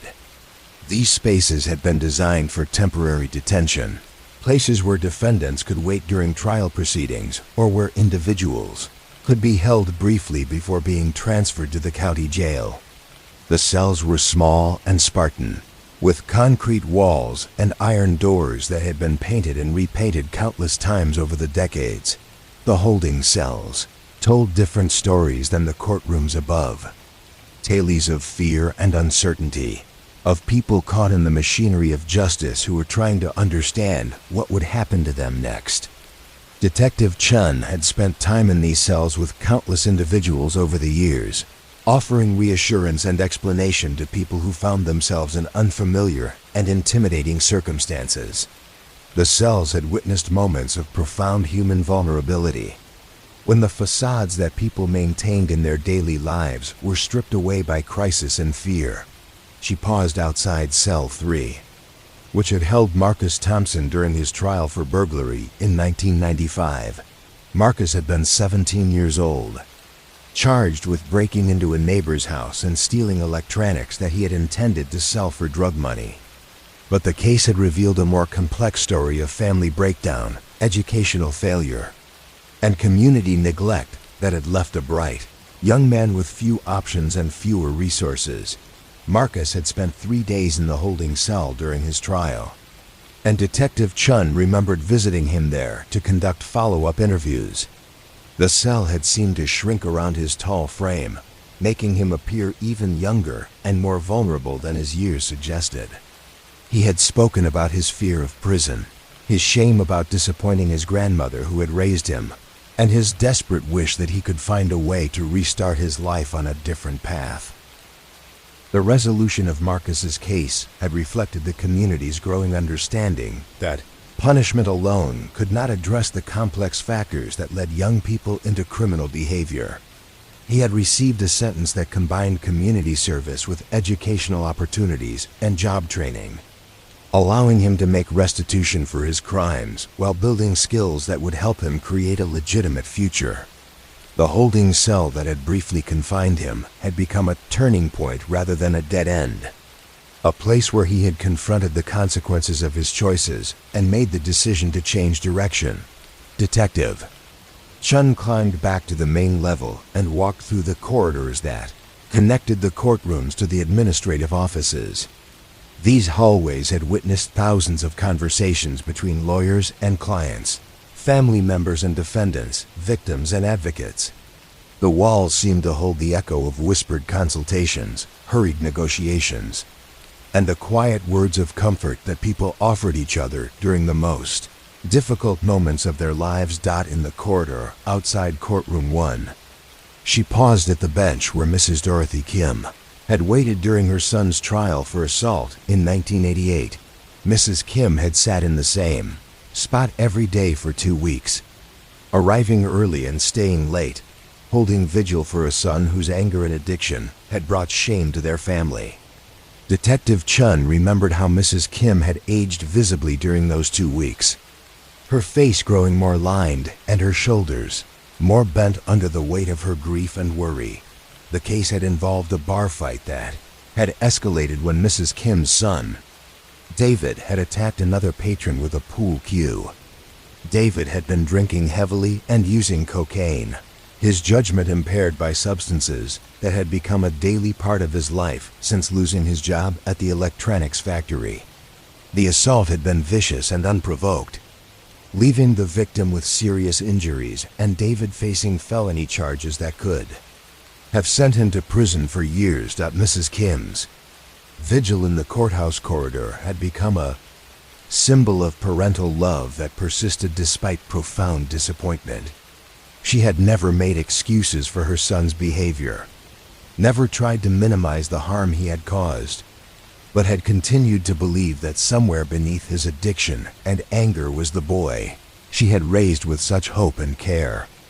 Her presence in the courthouse had been a form of prayer, a daily affirmation of her faith that love could survive even the most devastating betrayal. Resolution of David's case had been shaped by his mother's unwavering support and the community's recognition that addiction was a medical condition as much as a moral failing. David had received a sentence that included prison time, but also mandated treatment and counseling, creating a structure that would address the root causes of his violent behavior. Mrs. Kim had continued her vigil through his incarceration and treatment, visiting him regularly and helping him rebuild his life when he was finally released. Detective Chun continued her walk through the courthouse, noting how each space held its own particular memories and atmosphere. The jury deliberation rooms on the third floor were small and windowless, designed to encourage focus and serious consideration of the evidence presented during trials. These rooms had been the sites of countless discussions about guilt and innocence, responsibility and mercy. As ordinary citizens struggled to apply the law to the complex realities of human behavior, she entered Jury Room 2, where 12 citizens had deliberated. For 3 days during the trial of Sarah Martinez in 1991, Sarah had been charged with embezzling money from the non-profit organization where she had worked as a bookkeeper, taking small amounts over several months to pay for her daughter's medical treatments. The case had forced the jury to consider whether desperate circumstances could justify criminal behavior, whether good intentions could excuse illegal actions. The jury room still contained the table where the 12 deliberators had sat, wrestling with questions that had no easy answers. Sarah's embezzlement was clearly documented, but her motivations were sympathetic and her character was otherwise exemplary. The non-profit organization had been poorly managed, leaving employees like Sarah with access to funds, but little oversight or support. The daughter's medical condition was genuine and severe, requiring treatments that insurance had refused to cover. The jury's deliberations had been lengthy and emotional, as recorded in the notes they had submitted to the judge with their questions about legal definitions and sentencing guidelines. They had struggled to balance their sympathy for Sarah's situation with their recognition that embezzlement, regardless of motivation, undermined the trust that made nonprofit organizations possible. Their final verdict had reflected this complexity, finding Sarah guilty, but recommending leniency in sentencing. The resolution of Sarah's case had led to changes in how the nonprofit organization managed its finances and supported its employees. Sarah had received a suspended sentence conditional on making full restitution, and the organization had implemented better oversight procedures while also creating an emergency fund to help employees facing medical crises. The jury room that had witnessed such difficult deliberations had been the site of a conversation that transformed individual tragedy into community learning.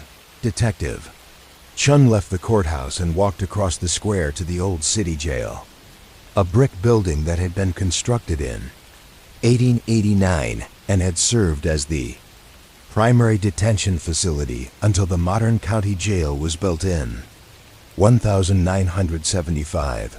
The old jail had been converted into a museum and community center, but its cells and common areas remained much as they had been during its years of active use.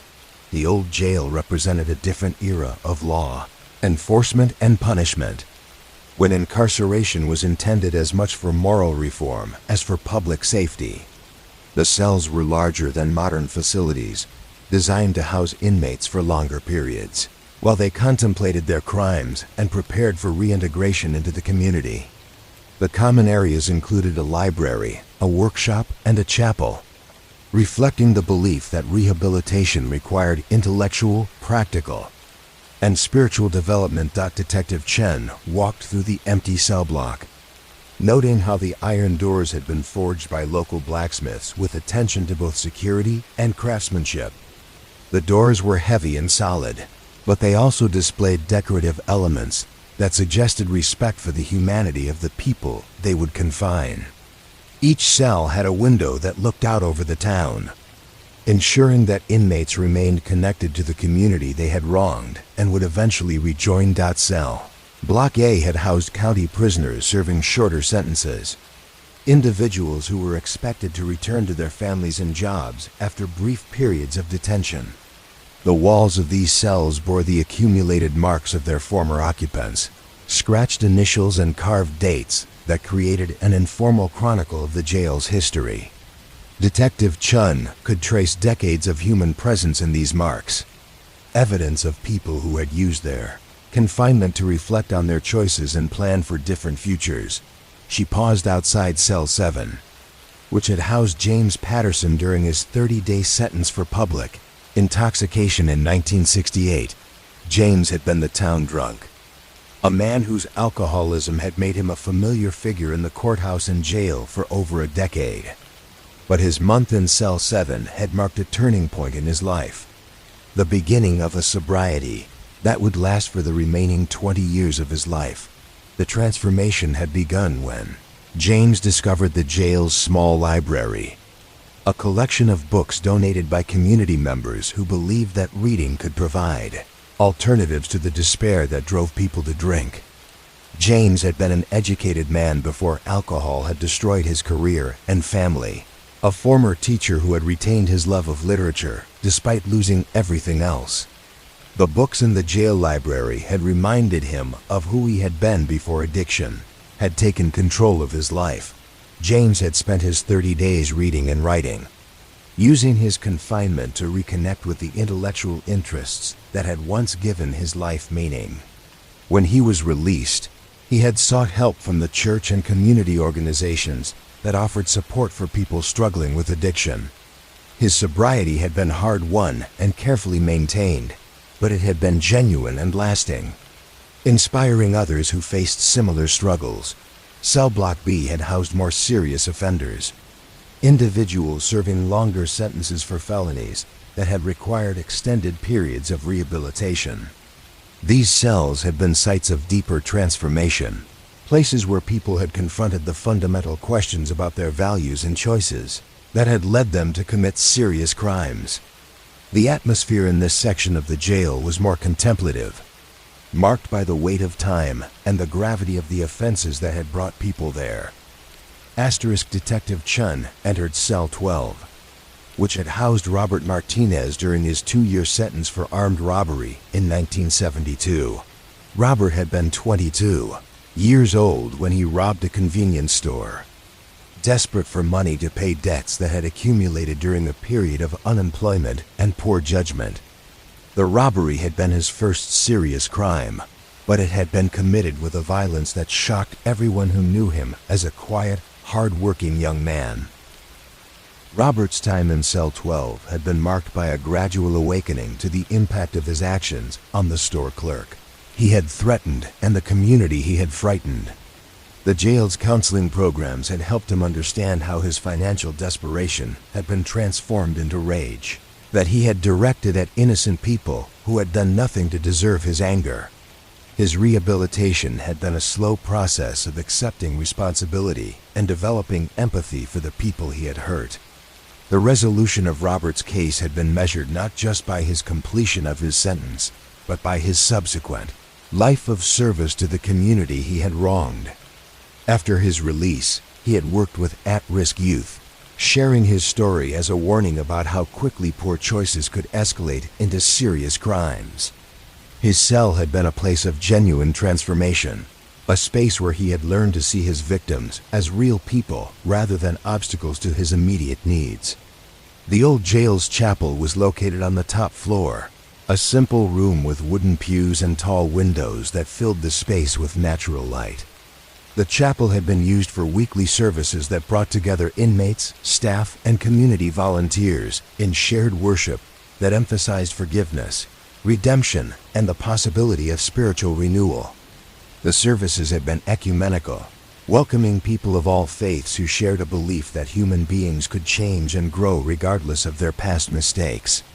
Detective Chun sat in one of the chapel pews and reflected on the role that spirituality had played in the rehabilitation programs of earlier eras. The chapel had been a place where inmates could confront their actions, not just as violations of law, but as betrayals of their own moral potential. The weekly services had provided structure and community for people who had lost both, creating opportunities for reflection and growth that extended beyond the completion of their sentences. The chapel had witnessed hundreds of conversions, transformations, and recommitments to ethical living. It had been a place where hardened criminals had wept for their victims, where addicts had found strength to begin recovery, where young offenders had made promises to themselves and their communities that they had kept for the rest of their lives. The simple wooden pews had supported people through some of the most important moments of their spiritual development. As evening settled over the civic district, Detective Chun made her way back through the empty buildings, noting how the fading light transformed the familiar spaces into something more mysterious and contemplative. The courthouse and jail held the accumulated weight of thousands of human dramas, each one a story of people struggling to understand their place within the community's moral and legal framework. The buildings themselves had been designed to support this struggle, with architecture that emphasized dignity, reflection, and the possibility of redemption. The limestone facades, oak paneling, and iron doors had been crafted to last for generations, creating spaces that would remain stable and constant while the human dramas they contained continued to unfold and evolve. Detective Chun understood that these buildings were more than functional spaces. They were community institutions that embodied the values and aspirations of the people who had built them. The courthouse represented the ideal of justice tempered by mercy, while the jail embodied the hope that even the most serious offenders could be reformed and reintegrated into society. Together, they formed a system that was designed to address not just individual crimes, but the broader social conditions that created criminal behavior. The quiet corridors and empty cells held memories of transformation and redemption. Stories of people who had entered these buildings as defendants and prisoners, but had left as citizens renewed in their commitment to ethical living. The walls had witnessed the worst of human behavior, but also the best, the capacity for growth and change that distinguished rehabilitation from mere punishment. As she finally left the civic district and returned to the modern police station, Detective Chun carried with her the weight of all these institutional memories.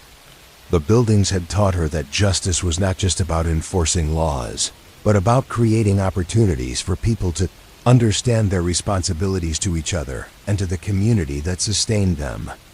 The courthouse and jail had been classrooms as much as legal institutions, places where the most important lessons were learned not from books, but from confronting the consequences of one's actions in the presence of people who refused to give up hope for human redemption.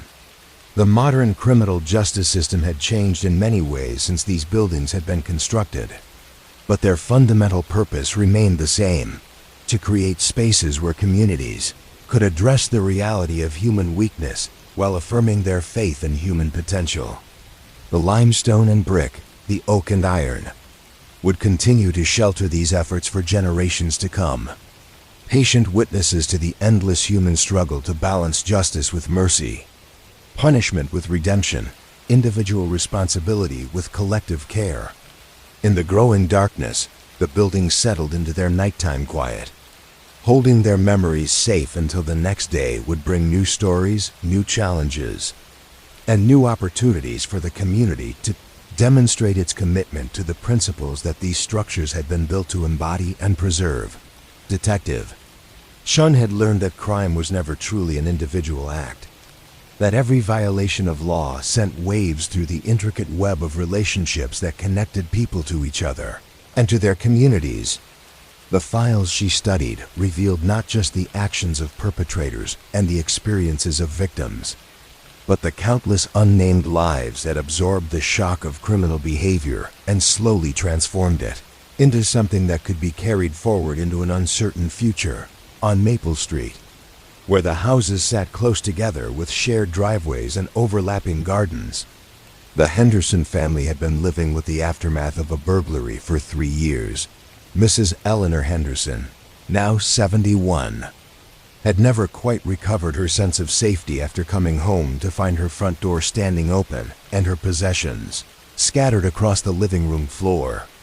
But the burglary had touched more than just her own life, creating changes that rippled outward through her family and neighborhood in ways that no police report could fully document. Her daughter, Patricia, had begun calling every evening at exactly 6 o'clock, a ritual that had started as a check on her mother's well-being but had evolved into a daily connection that both women now treasured.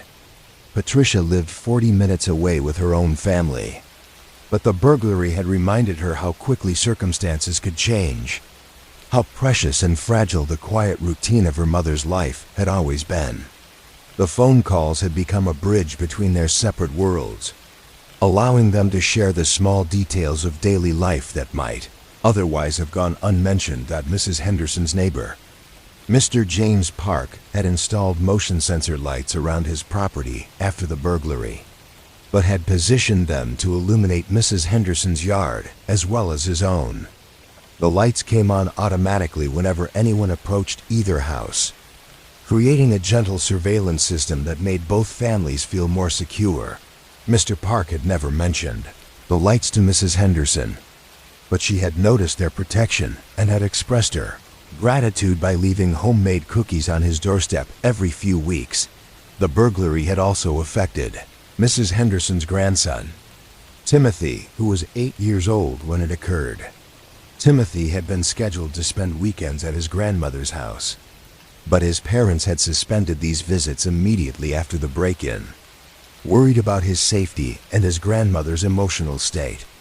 The suspension had lasted only a month, but it had been long enough for Timothy to develop anxiety about his grandmother's well-being that persisted long after normal visits had resumed.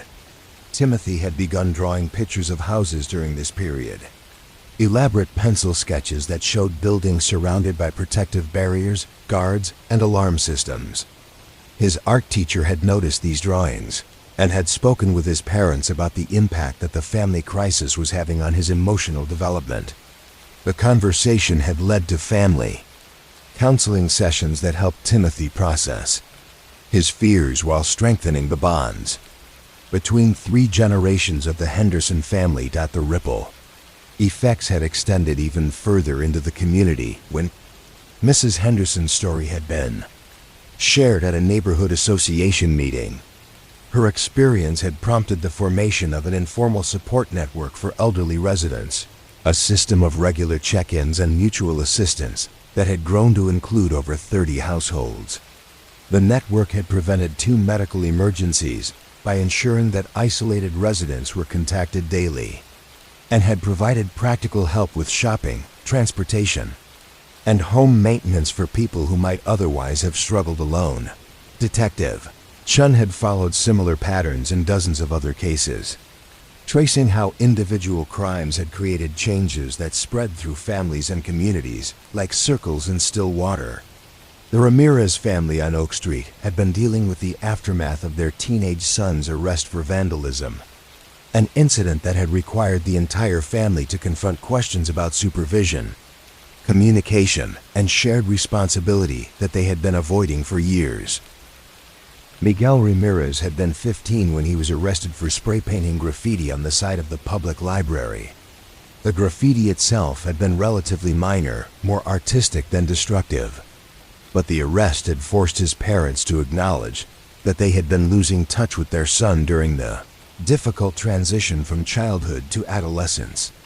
The court proceedings had required family counseling sessions that had revealed how work pressures and financial stress had gradually eroded the connections that had once made their household feel secure and unified. Miguel's arrest had also affected his younger sister Carmen, who was 12 and had idolized her older brother. Carmen had blamed herself for Miguel's troubles, believing that her academic success had created pressure that had driven him to seek attention through negative behavior. The family counseling had helped Carmen understand that she was not responsible for her brother's choices, while also giving her a safe space to express her fears about how his arrest might affect the family's reputation in their close-knit neighborhood. The extended Ramirez family had rallied around Miguel and his parents, with aunts, uncles, and grandparents taking on increased roles in supervising and supporting the teenagers during their parents' working hours. This expanded family involvement had created new traditions of Sunday dinners and holiday celebrations that had strengthened connections across generations. Miguel's arrest had become a catalyst for family renewal that might never have occurred without the crisis that had forced everyone to examine their priorities and relationships. The neighborhood had also responded to Miguel's case with increased attention to youth activities and supervision. Parents had organized basketball games and art projects that gave teenagers productive outlets for their creativity and energy. The library where Miguel had left his graffiti had worked with community leaders to create a legal mural space where young artists could display their work without violating property laws. Miguel himself had become one of the first contributors to the mural project, using his artistic talents to create images that celebrated rather than defaced community property. Detective Chun had observed how often criminal cases revealed families that had been struggling in isolation, dealing with problems that seemed unique and shameful until the court process connected them with other families facing similar challenges. The support groups that formed around domestic violence cases, addiction issues, and juvenile delinquency had created networks of mutual assistance that outlasted the legal proceedings that had brought them together. Patterson family had discovered this kind of support during Mrs. Dorothy Patterson's court case for embezzlement. Mrs. Patterson had been charged with stealing money from the school, where she worked as a secretary, taking small amounts over several months to pay for her husband's cancer treatments. The case had initially filled the family with shame and isolation, but had ultimately connected them with other families dealing with medical bankruptcies and insurance crises. Mrs. Patterson's daughter, Linda, had been a senior in high school when her mother was arrested. Linda had been accepted to college but had planned to defer enrollment to help support the family during the crisis. The court proceedings had connected the Patterson family with a financial counselor who had helped them navigate insurance appeals and medical payment plans, ultimately making it possible for Linda to attend college as planned while the family addressed their financial difficulties.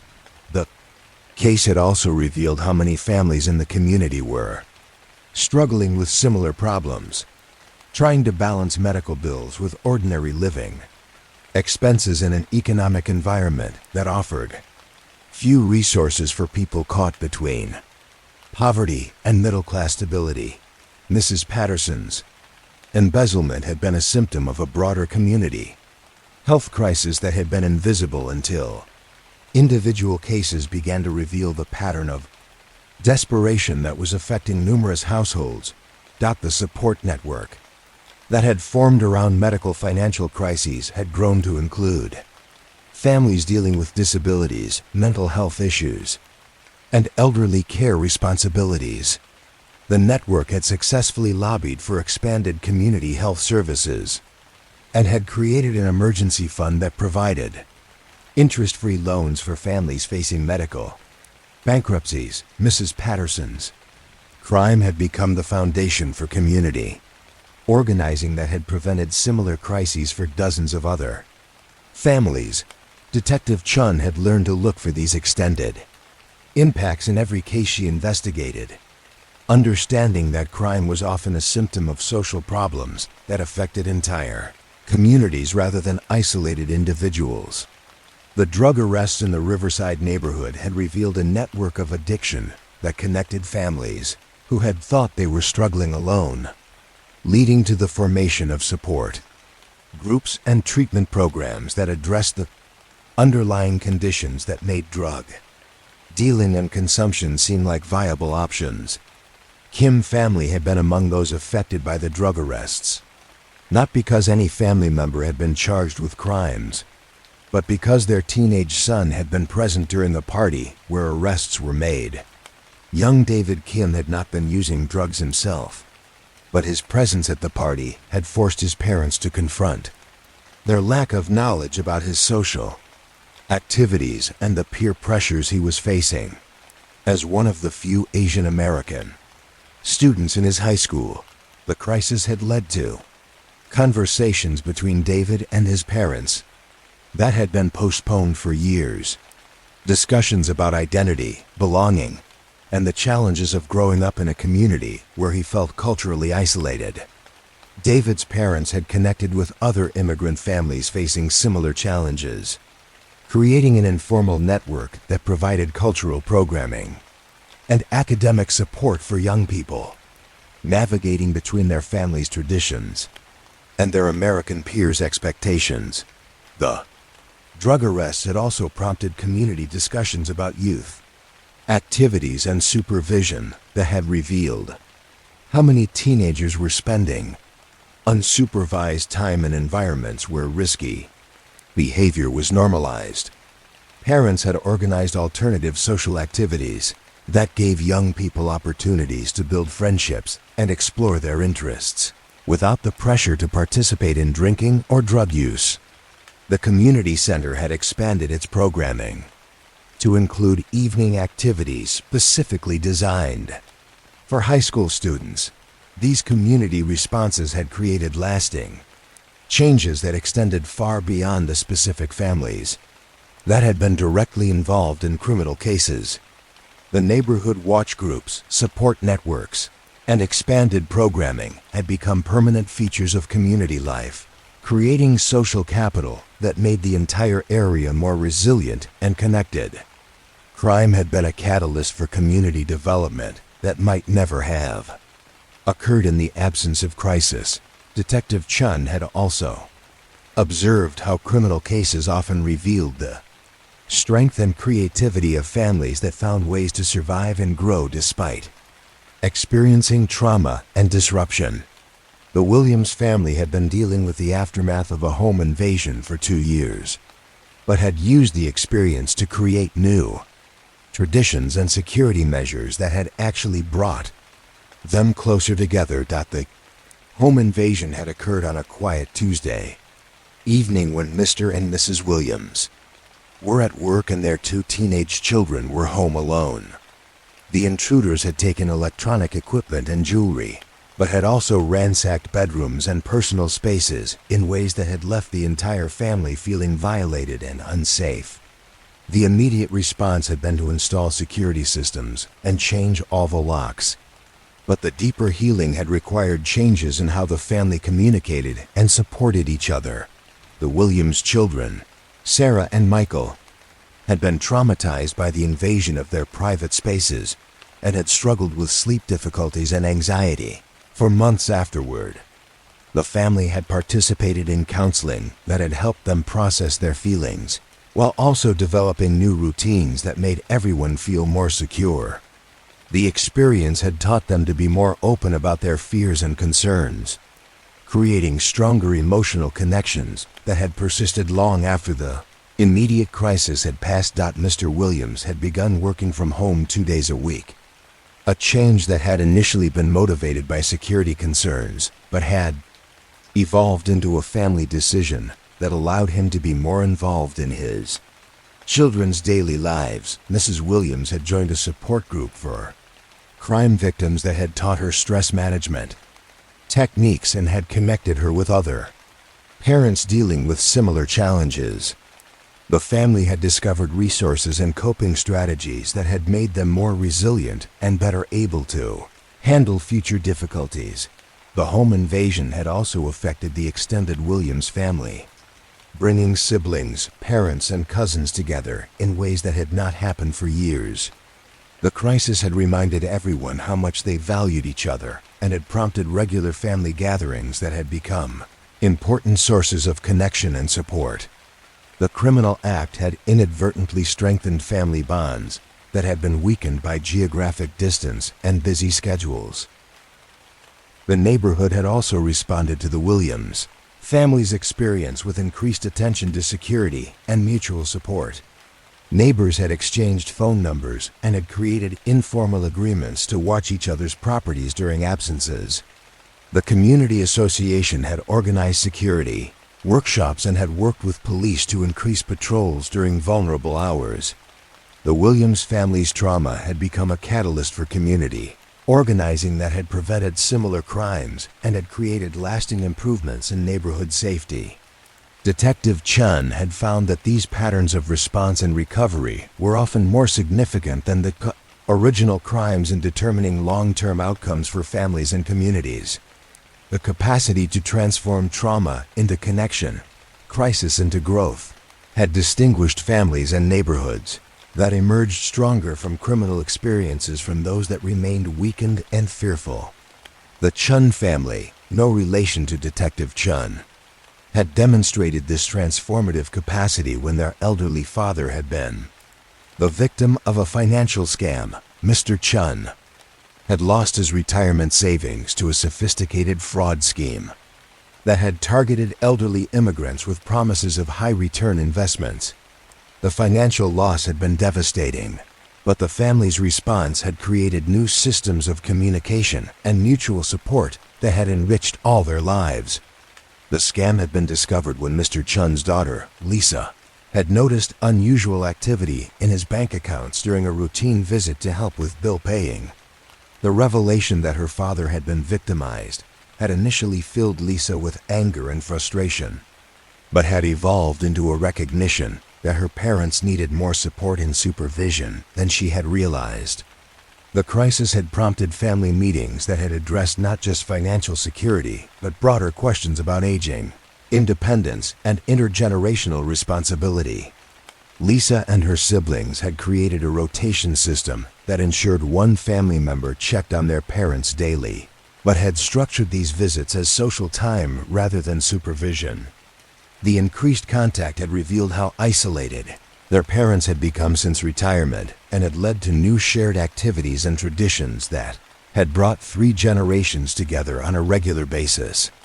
The financial crime had exposed social needs that had been invisible until crisis had forced the family to examine their relationships more carefully. The extended community had also benefited from the Chun family's experience when they had shared their story at community meetings and cultural centers. Their openness about the scam had educated other families about financial fraud targeting immigrants and had led to workshops on financial security and fraud prevention. Mr. Chun had become an advocate for elder protection, using his experience to help other seniors avoid similar victimization.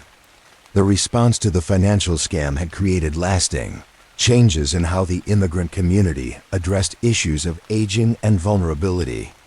Informal networks had developed to provide support and oversight for elderly community members who might otherwise have been isolated and vulnerable to exploitation. The Chun family's willingness to discuss their experience publicly had broken down barriers of shame and secrecy that had prevented other families from seeking help when they needed it. As Detective Chun reflected on these patterns of family and community response to crime, she understood that her role as an investigator was only the beginning of much longer processes of healing and growth. The arrest and prosecution of perpetrators was important for establishing accountability and protecting community safety. But the real work of recovery happened in living rooms and community centers, around dinner tables and in support group meetings, through countless small acts of connection and care that helped people rebuild their sense of security and trust. The police reports documented the immediate facts of criminal cases, But the deeper stories unfolded over months and years as families and communities found ways to absorb the impact of crime and transform it into wisdom that could be shared with others facing similar challenges.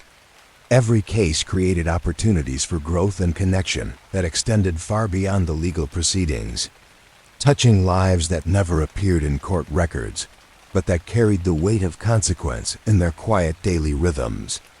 Detective Chun had learned that successful crime prevention required understanding these extended networks of impact and response, recognizing that addressing criminal behavior meant supporting the families and communities that were affected by it.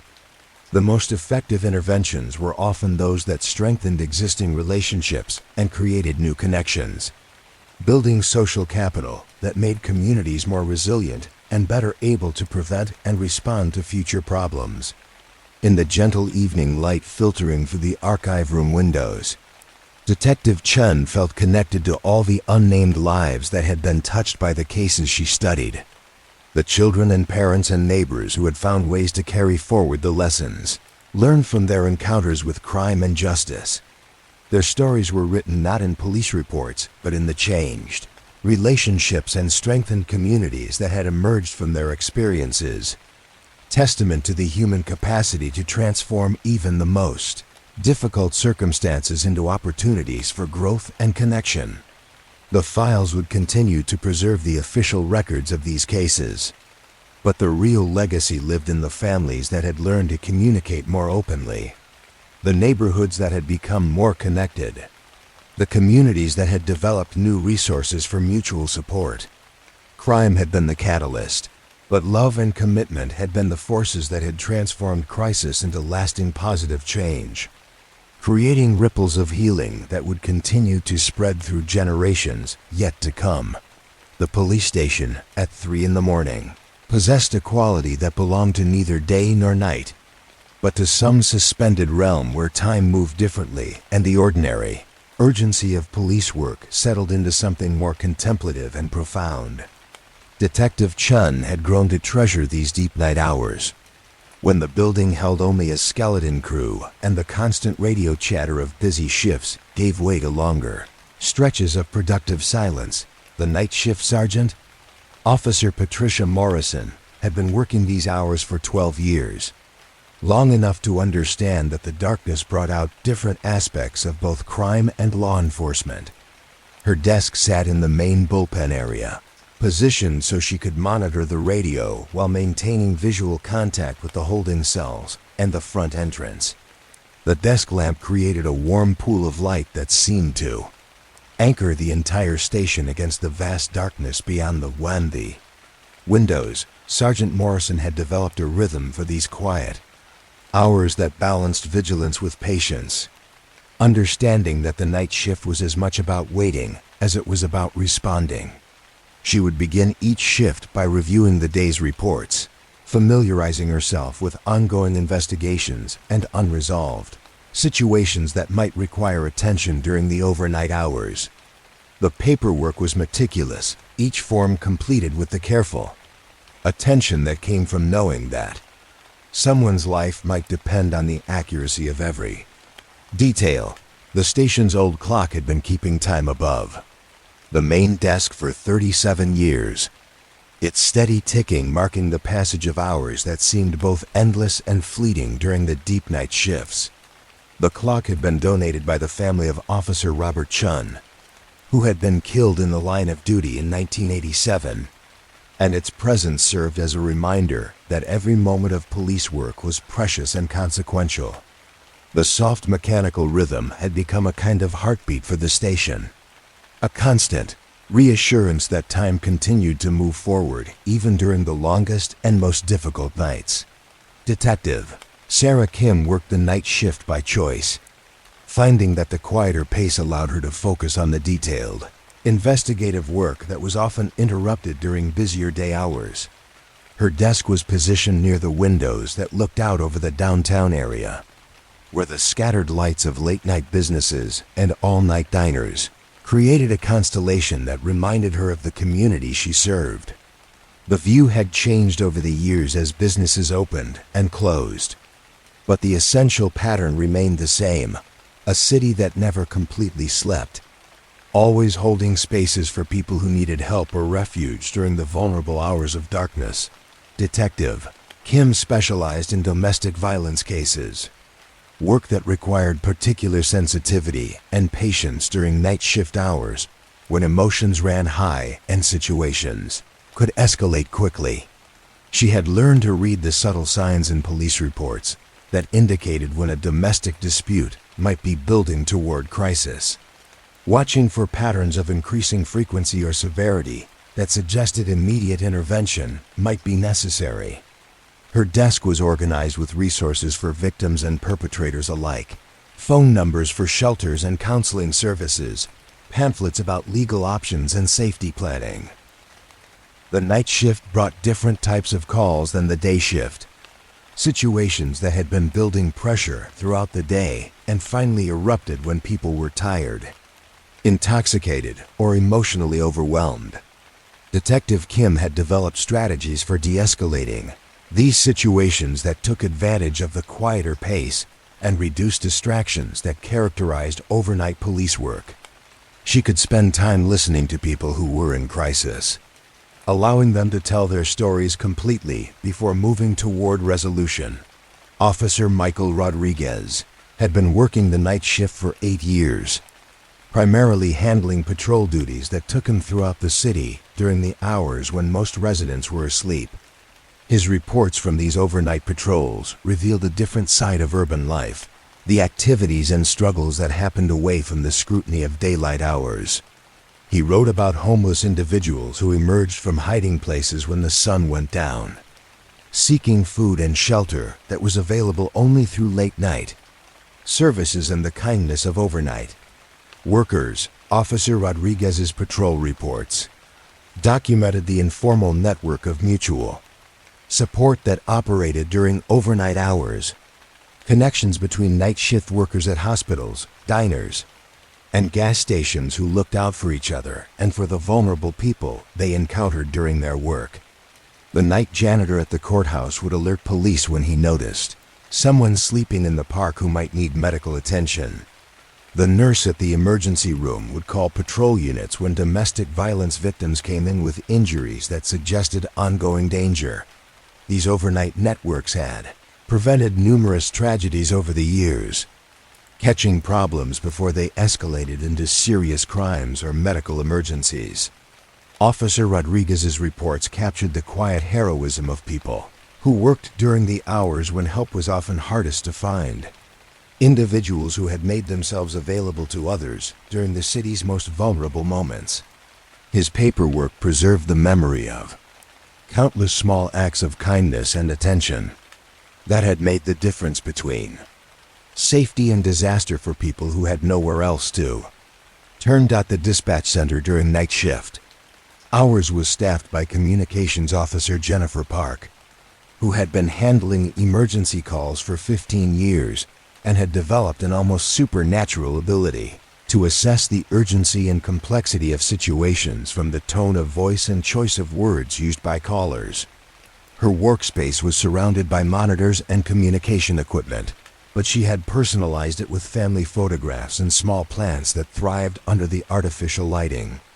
The space felt both high-tech and homey, a control center that remained fundamentally human despite its technological sophistication. Officer Park's call logs from overnight shifts revealed the particular vulnerabilities that emerged during night hours, when people were isolated and afraid, but hesitant to seek help for situations that seemed too minor to warrant police attention.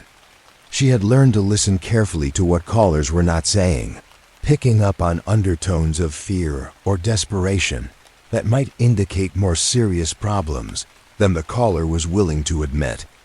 Her reports documented how often a call about noise complaints or suspicious activity was actually a request for help from someone who didn't know how else to ask for assistance. The art of overnight police communication required balancing the need for quick response with the recognition that many night shift calls involved people who were lonely, frightened, or struggling with mental health issues that made them more vulnerable during the isolated hours of darkness. Officer Park had developed protocols for connecting callers with appropriate resources, maintaining lists of crisis counselors, mental health services, and community organizations that provided overnight support. Her dispatch logs showed how often a call for police assistance had been successfully redirected to social services that were better equipped to address the underlying problems. Detective James Martinez worked the night shift in the investigations unit, using the quieter hours to review evidence, interview witnesses, and prepare cases for prosecution. His desk was covered with file folders and evidence bags, organized in careful stacks that represented ongoing investigations in various stages of completion. The overhead lighting in the investigations area was brighter than in other parts of the station, necessary for the detailed work of examining physical evidence and reading witness statements. But Detective Martinez had supplemented it with a desk lamp that provided warmer light for the long hours of paperwork and report writing. Detective Martinez had found that witnesses were often more willing to talk during overnight hours, when the formal atmosphere of daytime police work gave way to something more intimate and confidential. People who had been reluctant to come to the station during busy day shifts would agree to meet with him during the quieter night hours, when they felt less exposed and more able to share sensitive information.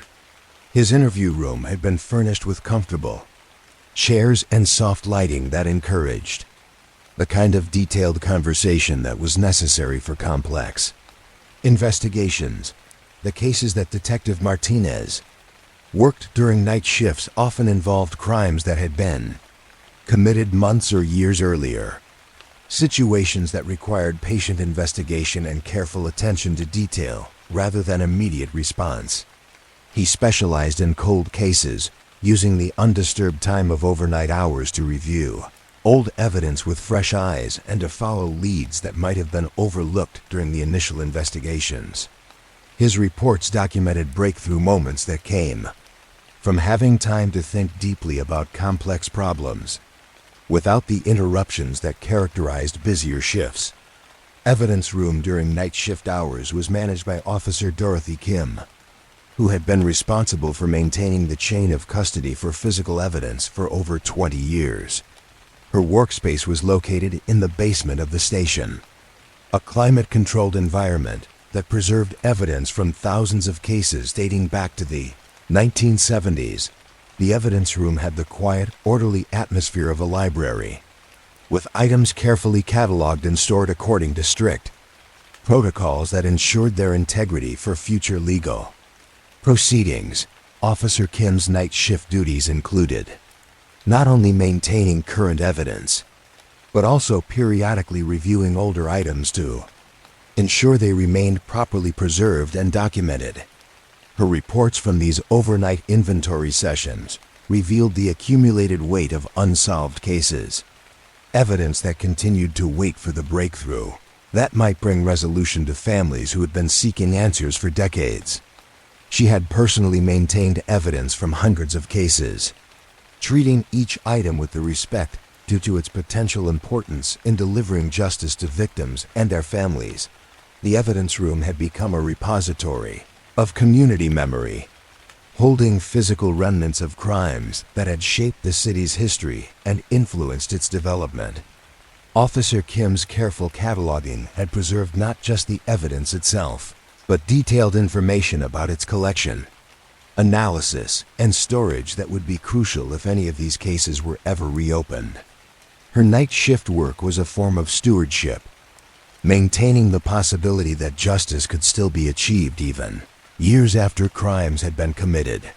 The holding cells during night shift hours were overseen by Officer Robert Yamamoto, who had been working with detainees for 9 years and had developed expertise in managing people who were intoxicated, mentally ill, or simply overwhelmed by their circumstances. The holding area was designed to be secure but humane, with cells that provided basic comfort while ensuring the safety of both detainees and staff. Officer Yamamoto's desk was positioned to provide visual oversight of all cells while allowing him to complete the paperwork necessary for processing arrests and coordinating with the court system. Officer Yamamoto's reports from overnight shifts documented his interactions with people during some of the most difficult moments of their lives, when they were facing the immediate consequences of poor decisions or circumstances beyond their control. He had learned to recognize signs of medical distress, mental health crises, and withdrawal from drugs or alcohol that required immediate intervention. His paperwork preserved detailed observations about detainee behavior and condition that could be crucial for their safety and for the legal proceedings that would follow. The overnight hours in the holding cells often provided opportunities for the kind of human connection that was difficult to achieve during busier shifts. Officer Yamamoto had time to listen to detainees who were struggling with addiction, homelessness, or family problems that had contributed to their legal difficulties. His reports showed how often a night in detention had become the first step toward getting help for underlying problems. When people who had been reluctant to seek assistance finally admitted they needed support and guidance. The station's radio room during night shift was monitored by communications specialist Lisa Patterson, who coordinated with patrol units throughout the city and maintained contact with other law enforcement agencies, emergency services, and dispatch centers. Her workspace was equipped with multiple radio systems and computer monitors that provided real-time information about ongoing situations and available resources. The radio room during overnight hours had a different rhythm than during day shifts, with longer periods of routine monitoring punctuated by intense activity when serious situations developed. Specialist Patterson's communication logs from night shifts revealed the intricate coordination required to manage public safety during hours when fewer resources were available and response times were often longer. She had developed relationships with overnight staff at hospitals, fire departments, and emergency medical services that allowed for more efficient coordination when complex situations required multiple agencies. Her reports documented how effective communication had prevented numerous problems from escalating into major emergencies. The overnight radio traffic also captured the informal networks of mutual support that operated between different law enforcement agencies during night shifts. Officers from neighboring jurisdictions would check on each other during quiet periods, sharing information about suspicious activities or ongoing investigations that might affect multiple communities. Specialist Patterson's logs showed how these informal connections had led to the resolution of cases that might have remained unsolved if individual agencies had worked in isolation. Detective Elena Rodriguez worked the night shift in the juvenile unit, handling cases involving young people who were arrested or encountered by police during overnight hours. Her office was decorated with posters and artwork created by young people she had worked with over the years, reminders of successful interventions that had redirected troubled youth toward more positive futures. The juvenile unit during night shifts often dealt with situations that were more complex than simple criminal behavior, involving family breakdown, educational failure, and social isolation that required comprehensive responses. Detective Rodriguez's reports from overnight shifts documented her work with teenagers who were arrested for curfew violations, truancy, or minor criminal offenses that often reflected deeper problems at home or school. She had developed protocols for connecting young people with appropriate resources during night shift hours, maintaining relationships with crisis counselors, social workers, and community organizations that provided emergency services for youth. Her paperwork preserved detailed assessments of family situations and individual needs that guided decisions about detention, release, and referral to support services. The night shift in the juvenile unit also involved working with parents and guardians who were contacted when young people were arrested or found in dangerous situations. Detective Rodriguez had learned that these overnight conversations with family members often revealed previously hidden problems that required immediate intervention. Her reports documented how crisis situations had become opportunities for families to get help with issues they had been struggling with alone, when the immediate threat to their children's safety had motivated them to accept assistance they had previously refused. As the night shift progressed toward dawn, the station would gradually prepare for the transition to day shift operations. Sergeant Morrison would compile overnight reports for the incoming supervisor, ensuring that ongoing situations were properly documented and that day shift officers would have all necessary information to continue investigations and follow up on incidents from the previous night. The transition was carefully orchestrated to maintain continuity of operations while allowing night shift personnel to complete their paperwork and prepare detailed briefings for their daytime colleagues. The paperwork generated during night shifts was often more detailed and reflective than reports from busier day shifts, when officers had less time for comprehensive documentation.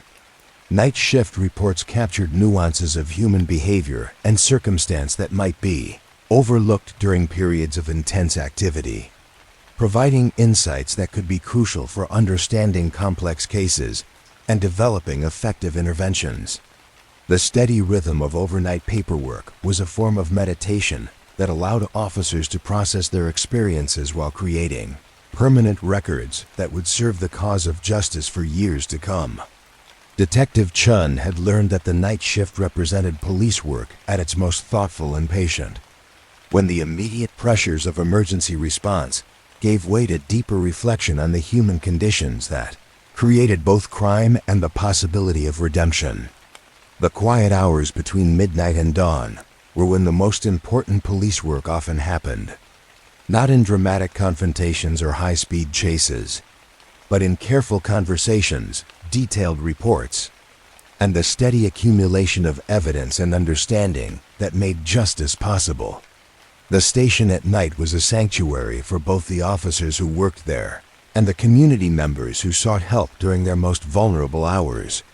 The warm lights, the steady rhythm of the old clock, and the patient dedication of night shift personnel created an atmosphere of safety and stability that anchored the entire community against the uncertainties of darkness. In the growing light of dawn, as the night shift prepared to end and the station began to stir with the energy of a new day, the work of the overnight hours would continue to ripple outward through the community, creating small moments of safety and connection that would sustain people through whatever challenges the daylight might bring.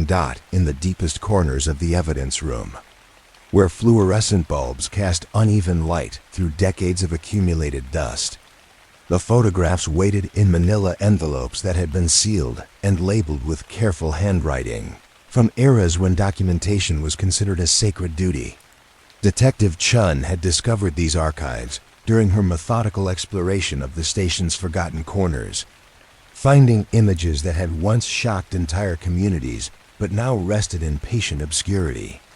Their urgent revelations transformed by time into something approaching art.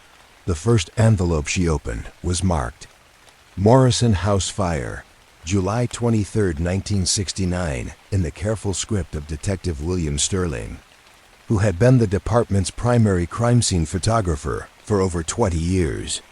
The photographs inside showed the aftermath of a blaze that had consumed the Victorian mansion on Elm Street, reducing 3 generations of family history to charred timber and broken glass. But Detective Sterling's camera had captured more than destruction. His images revealed the strange beauty that emerged from catastrophe, the way morning light transformed wreckage into abstract compositions of shadow and texture. The Morrison family had been prominent in the community since the 1890s, when patriarch Samuel Morrison had built his fortune in lumber and real estate. The house had been a gathering place for civic leaders and social events, its rooms filled with antique furniture and family portraits that documented the city's growth from frontier settlement to established community. The fire had started in the early hours of July 23rd. spreading quickly through the old structures, wooden frame, and destroying most of the family's possessions before the fire department could bring it under control.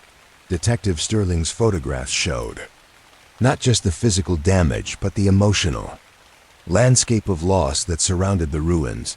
Mrs. Dorothy Morrison, the last surviving member of the family, had been photographed standing in what had been her front parlor, her face composed, but her hands trembling as she held a photograph that had somehow survived the flames. The image captured the precise moment when a lifetime of memories had been reduced to a single rescued picture, a visual metaphor for how quickly the substantial could become insubstantial. The investigation had revealed that the fire had been deliberately set, but the perpetrator was never identified.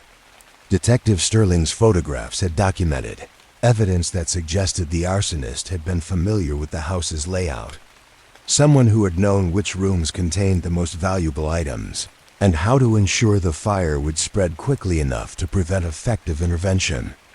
But the case had grown cold despite extensive investigation, leaving behind only these haunting images of destruction and the unresolved questions they represented.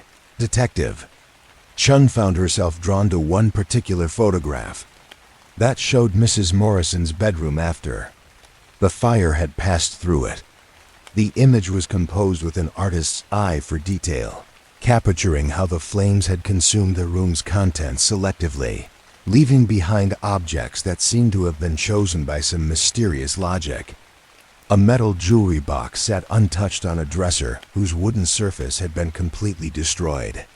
A porcelain doll had survived intact while the bed beneath it had been reduced to springs and ash.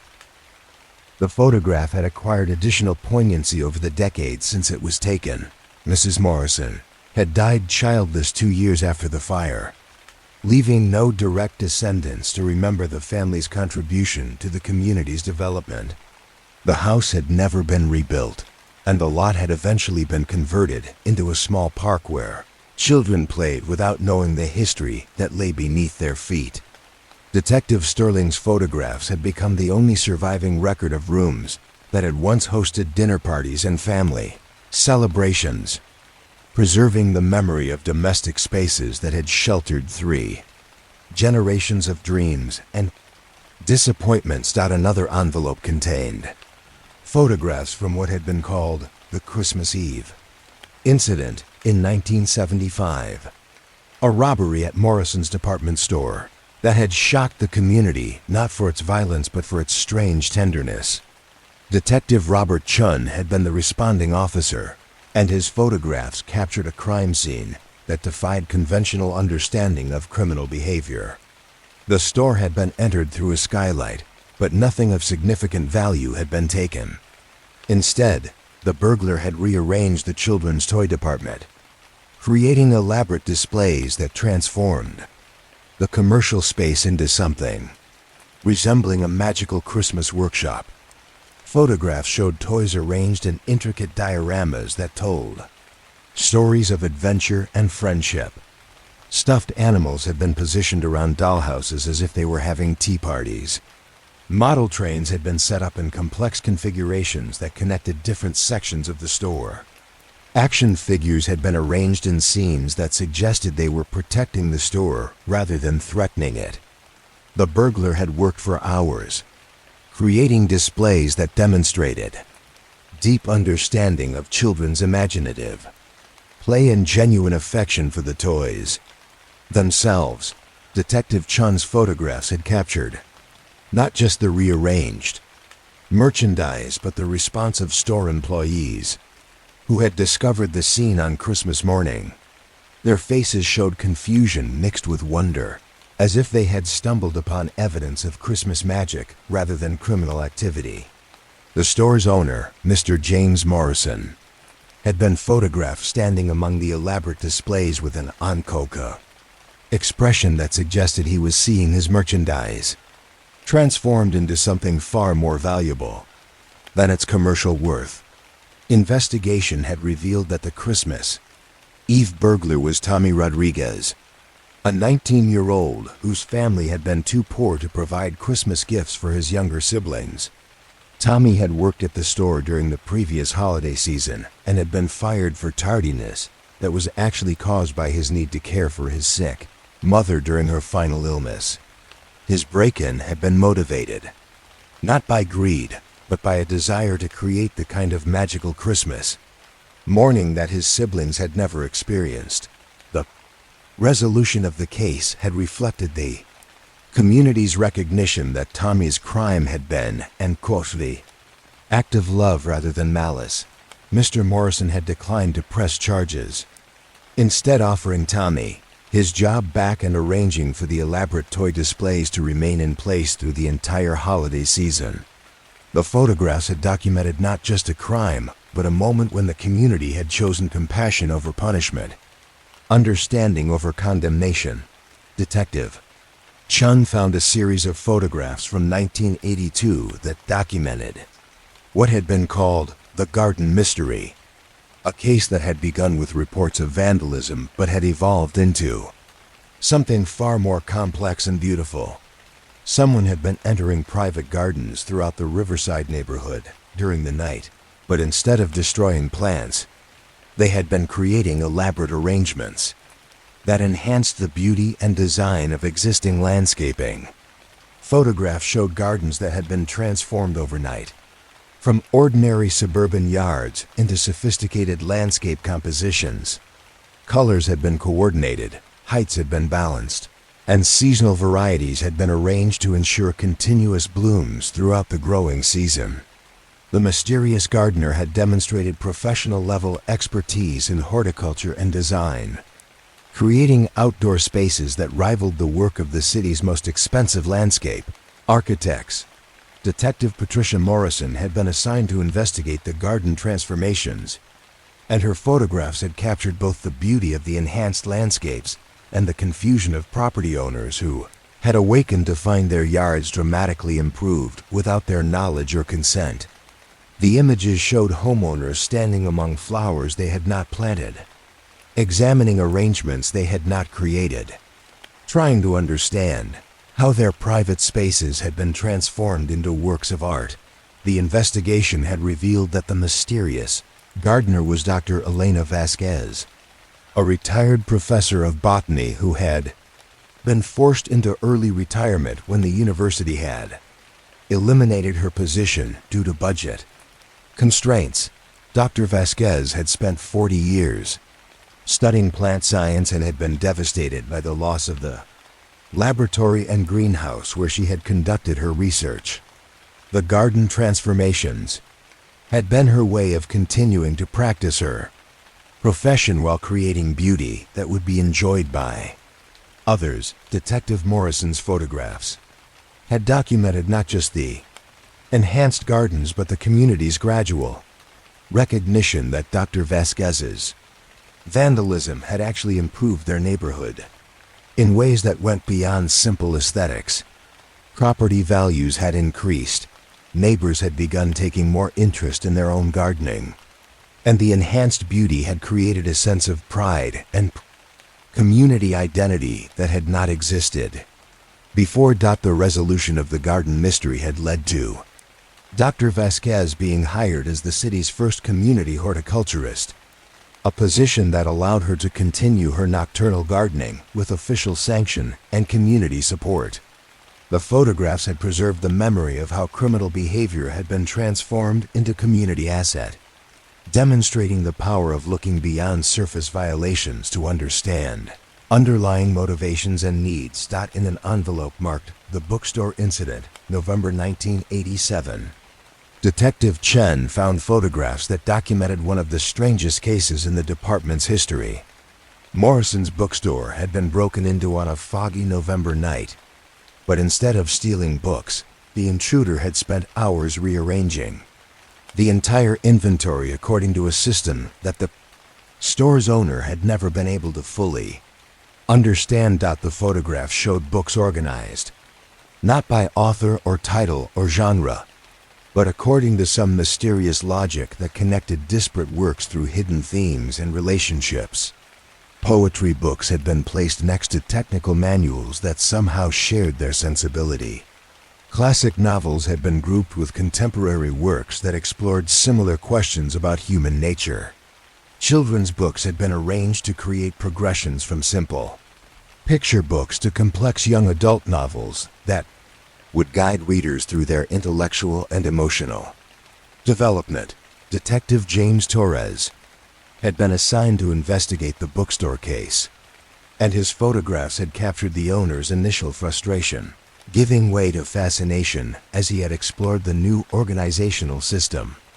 The rearrangement had revealed connections between books that had never been apparent before, creating a browsing experience that encouraged customers to discover unexpected treasures and to see familiar works in new contexts. Asterisk. The investigation had eventually identified the mysterious book organizer as Margaret Kim, a librarian who had been laid off when the city had reduced funding for public services. Margaret had been working part-time at Morrison's bookstore, but her hours had been cut when business had declined during the economic recession. Her unauthorized reorganization had been an attempt to demonstrate the value of professional library science in organizing information and guiding readers toward materials that would enrich their lives. The photographs had documented not just the rearranged bookstore, but the community's recognition that Margaret's crime had actually improved the business in ways that no one had anticipated. Sales had increased as customers had spent more time browsing and had discovered books they would never have found under the old system. Mr. Morrison had hired Margaret as a full-time manager, and the bookstore had become a destination for readers from throughout the region who came to experience the unique browsing environment she had created. Detective Chun discovered photographs from 1978 that documented the Christmas light mystery, a case that had begun with complaints about excessive holiday decorations but had evolved into a celebration of community spirit and creativity. Someone had been adding elaborate Christmas light displays to houses throughout the downtown area, creating spectacular illuminated decorations that transformed the entire neighborhood into a winter wonderland. Photographs showed houses that had been covered with thousands of lights, arranged in complex patterns that told stories and created animated scenes. Santa Claus figures had been positioned to appear to be climbing onto roofs. Reindeer had been outlined in lights that made them appear to be flying through the night sky. The displays had been synchronized so that entire blocks would light up in coordinated patterns that could be seen from miles away. Detective Robert Yamamoto had been assigned to investigate the light displays, and his photographs had captured both the spectacular beauty of the illuminated neighborhood and the community's mixed response to the unauthorized decorations. Some residents had complained about increased traffic and electrical costs, while others had embraced the displays as a gift that brought joy and wonder to the holiday season. The investigation had revealed that the Christmas light artist was Frank Patterson, an electrician who had been laid off from his job at the power company, but had used his expertise to create displays that demonstrated both technical skill and artistic vision. Frank had been purchasing the lights and electrical equipment with his unemployment benefits, installing the displays during the early morning hours when the neighborhood was quiet and dark. The resolution of the Christmas light case had reflected the community's decision to embrace Frank's gift rather than prosecute his trespassing. The city had hired him to design official holiday decorations, and his unauthorized displays had become the foundation for an annual festival that drew visitors from throughout the state. The photographs had preserved the memory of how individual creativity had been transformed into community tradition, showing the power of art to bring people together around shared experiences of beauty and wonder.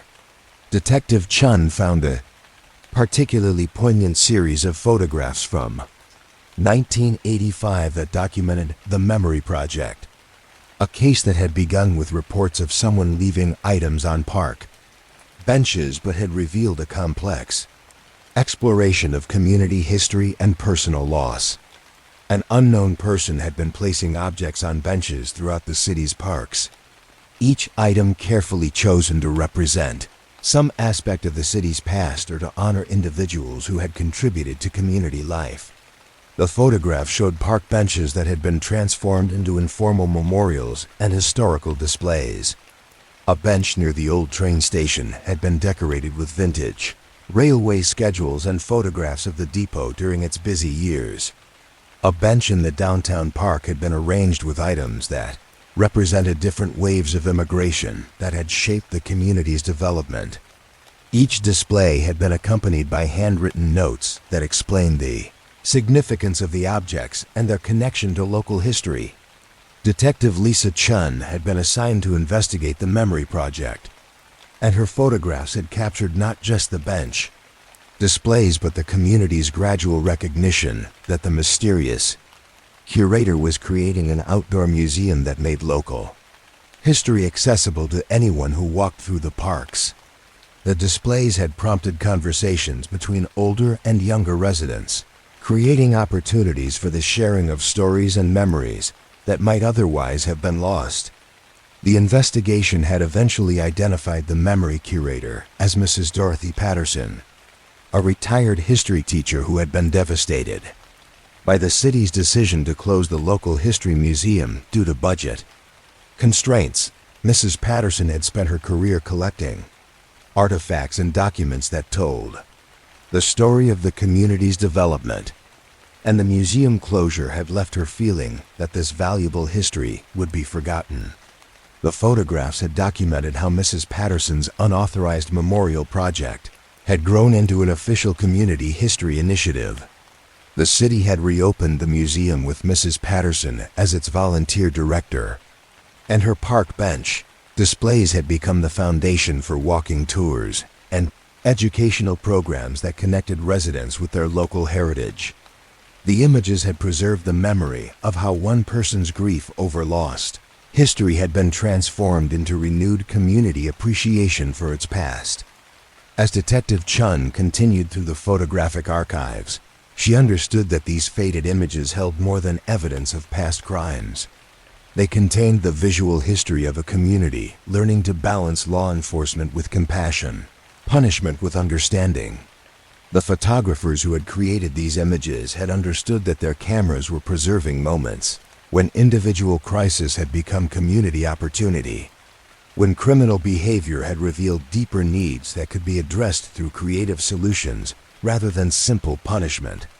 The photographs had faded to the color of old tea, their silver halide crystals slowly surrendering their captured light back to the darkness from which it had been borrowed. But they still held the exact moments when someone's world had changed forever, preserved in emulsion and chemistry for anyone patient enough to listen to their silent testimony. In their gentle deterioration, they had become artifacts that spoke not just of crime and punishment, but of the endless human capacity for transformation and grace. Each envelope had contained not just evidence but art, images that had transcended their documentary purpose to become meditations on time, memory, and the mysterious ways that communities absorb and transform the shocks of criminal behavior. The photographers had been artists as well as investigators, using their cameras to capture not just facts, but the emotional and spiritual dimensions of human experience that made those facts meaningful.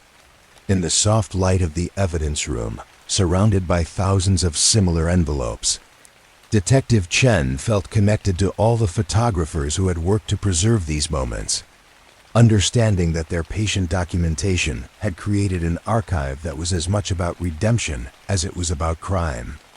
The photographs would continue to fade, their images slowly returning to the darkness from which they had been conjured.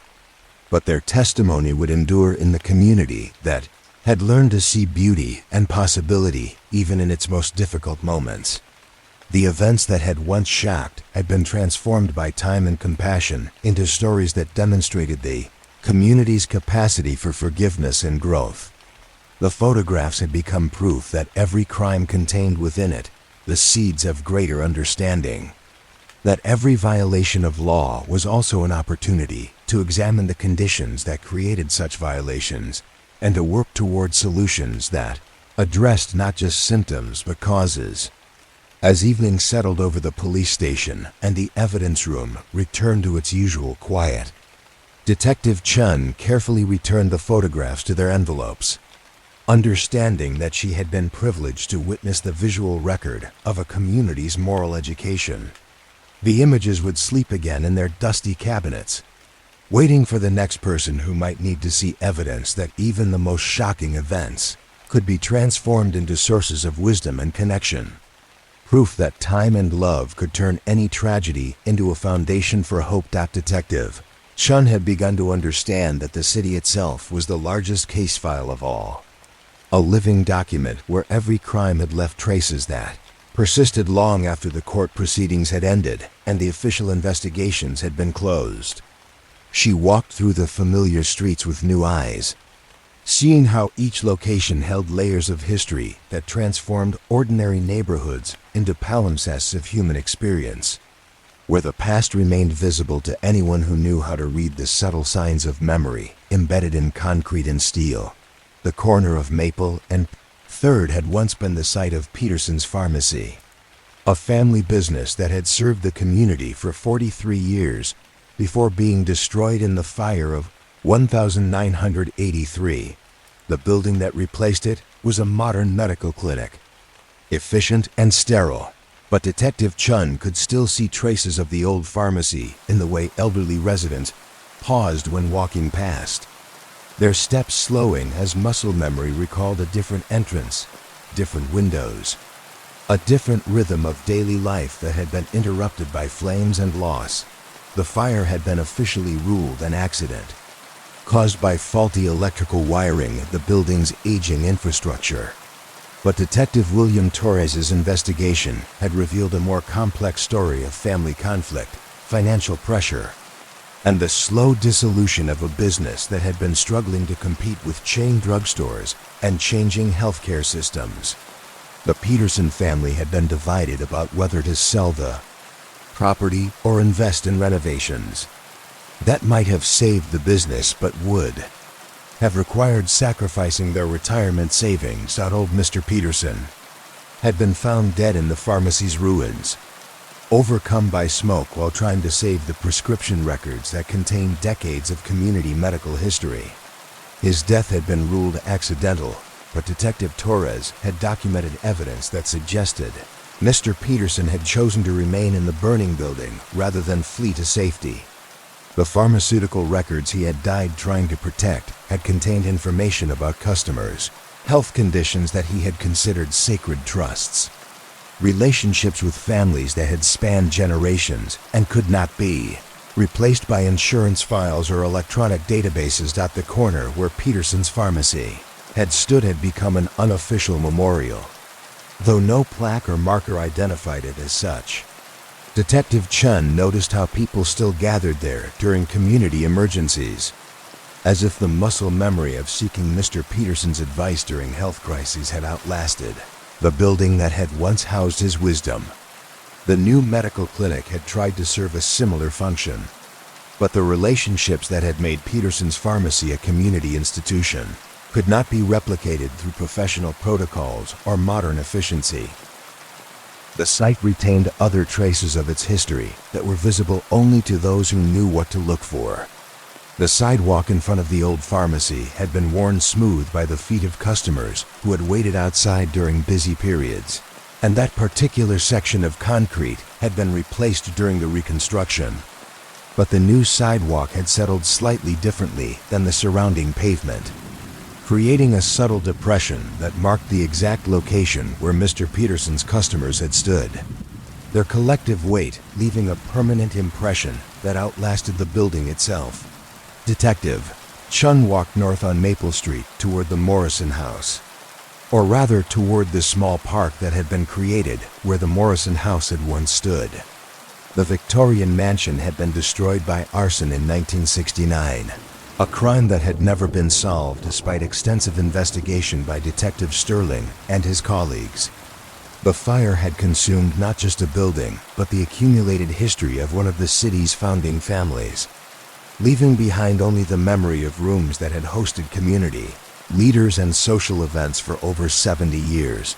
The park that had replaced the Morrison House was beautifully maintained, with mature oak trees that had been planted immediately after the fire and had now grown large enough to shade the entire lot. But Detective Chun could still trace the outline of the original house in the arrangement of the trees and walkways. The park's design had unconsciously followed the footprint of the old mansion, with pathways that corresponded to former hallways and gathering areas, positioned where the parlor and dining room had once welcomed guests. Children played in the park without knowing that they were running through spaces that had once been filled with antique furniture and family portraits, but their play had created new patterns of wear that echoed the old patterns of domestic life. The area where the front parlor had been located had become the most popular spot for family picnics, as if something in the atmosphere of that particular space still encouraged gathering and conversation. The back corner where Mrs. Morrison's garden had flourished was now avoided by children, though they could not have explained why they found it somehow too quiet and solemn.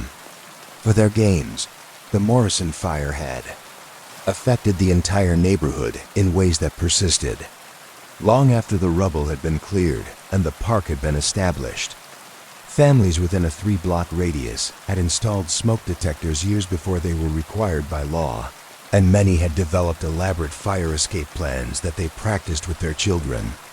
The local fire department had used the Morrison fire as a case study in fire prevention education, and their annual safety programs continued to reference lessons learned from that tragic night in 1969. Detective Chun continued her walk through the archives of the city, pausing at the Riverside Apartments, where the Williams family had lived when their teenage son, Marcus, had been arrested for vandalism in 1994. The apartment building had been renovated several times since then, but she could still see evidence of the community response that had followed Marcus's arrest. The lobby walls displayed artwork created by local youth, part of a mural program that had been established to provide legal outlets for artistic expression after Marcus's graffiti had demonstrated the creative energy that existed among the neighborhood's young people. Marcus himself had become a successful graphic designer, his criminal record transformed into a foundation story about redemption and second chances. His original graffiti had been photographed before it was painted over, and those images had been included in a book about local street art that had brought positive attention to the neighborhood. The building where Marcus had lived still displayed one of his legal murals, a complex composition that told the story of immigration and community development in the Riverside area. The playground behind the Riverside Apartments had been redesigned after Marcus's case had revealed how few recreational opportunities existed for teenagers in the neighborhood. The new playground equipment had been chosen specifically to challenge older children, providing physical outlets that might prevent the restless energy that had led Marcus to express himself through property destruction. The playground had become a gathering place for families from throughout the area, creating the kind of community connections that had been missing when Marcus had been growing up. Detective Chun walked past the site where Morrison's department store had once stood, now occupied by a strip mall that housed a dozen small businesses. The department store had been the victim of the famous Christmas Eve incident in 1975, when Tommy Rodriguez had broken in and rearranged the toy department into elaborate fantasy displays. The current businesses had unknowingly continued Tommy's tradition of creative merchandising, with shop owners who took unusual care in creating window displays that told stories and encouraged imagination. The toy store in the strip mall had been established by Tommy himself, who had parlayed his brief notoriety into a legitimate business career. His store specialized in educational toys and creative materials, and his window displays had become local attractions that drew families from throughout the region. The store's success had encouraged other businesses in the strip mall to invest in creative marketing, creating a shopping destination that emphasized community engagement over simple retail transactions. Spot where Tommy had entered the old department store through the skylight was now covered by the roof of a coffee shop. But the business had honored that history by naming itself Skylight Cafe and decorating its interior with toys and games that encouraged customers to play while they drank their coffee. The cafe had become an informal community center where parents brought their children for playdates and where teenagers gathered after school to work on homework and socialize in a supervised environment. The intersection of Oak and Elm had been the site of the traffic accident that had killed Officer Robert Chun in 1987, ending the career of a policeman who had been beloved by the community and whose death had prompted changes in traffic safety procedures that had prevented similar tragedies. The intersection had been redesigned with better sightlines and improved signals, but it also retained memorials that preserved Officer Chun's memory while serving ongoing safety functions. The traffic light at the intersection included a small plaque that identified it as the Officer Robert Chun Safety Signal, a designation that reminded drivers to exercise caution while honoring the memory of the policeman who had died there. The timing of the signal had been adjusted to allow longer crossing periods for elderly and disabled pedestrians, reflecting Officer Chun's lifelong commitment to protecting the community's most vulnerable members. The nearby elementary school had been renamed the Robert Chin Elementary School, and its safety patrol program had become a model for other schools throughout the region. The students who served on the safety patrol wore badges that included Officer Chun's badge number, creating a direct connection between his service and their commitment to protecting their fellow students. The school's annual safety assembly featured presentations by police officers who had worked with Officer Chun, ensuring that his example continued to inspire new generations of community servants.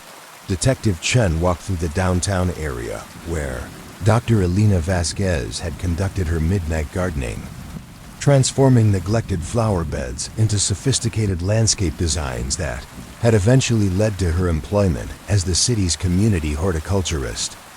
The garden she had created illegally had become the foundation for a comprehensive urban beautification program that had spread throughout the downtown district and had influenced similar programs in other cities. The courthouse garden that had been Dr. Vasquez's masterpiece remained the centerpiece of downtown landscaping, but it had been expanded to include native plants and drought-resistant species that reflected growing environmental awareness. The garden had become an outdoor classroom where Dr. Vasquez taught workshops on sustainable gardening and environmental stewardship, connecting her scientific expertise with community education in ways that had not been possible during her academic career. The benches in the courthouse garden had been positioned to encourage quiet contemplation, and they had become popular spots for people waiting for court proceedings or simply seeking peaceful moments in the midst of busy downtown activity. The garden had created a microclimate that attracted birds and butterflies, adding natural beauty to an area that had previously been dominated by concrete and asphalt. Dr. Vasquez's illegal gardening had literally transformed the ecosystem of downtown, creating habitat and improving air quality in ways that benefited the entire community.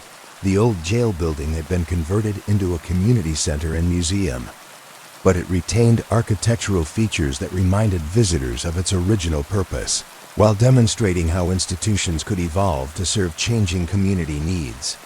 The building's thick walls and secure construction had made it ideal for housing valuable historical artifacts and community archives, and its central location had made it a natural gathering place for educational and cultural events.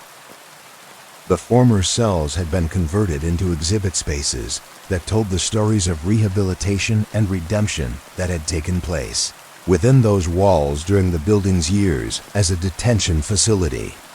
The exhibits featured not just historical artifacts, but contemporary art created by formerly incarcerated individuals who had transformed their experiences into sources of education and inspiration for others. The old jail had become a symbol of the community's commitment to second chances and its belief in the human capacity for positive change. The chapel on the top floor of the old jail had been preserved as a meditation space that served people of all faiths who sought quiet reflection or spiritual guidance. The simple wooden pews and tall windows had been maintained exactly as they had been during the building's years as a jail, creating a space where visitors could contemplate the relationship between justice and mercy that had shaped the building's history. The chapel had become a popular venue for small weddings and memorial services, events that celebrated life and connection in a space that had once been associated with confinement and punishment. Detective Chun climbed to the bell tower of the old city hall, where she could see the entire city spread out below her like a vast map of human experience. From this elevated perspective, she could trace the connections between different locations where crimes had occurred and where communities had responded with creativity and compassion. The city had become its own archive, every street corner holding memories of what had happened there, every building a repository of stories that whispered to those who knew how to listen.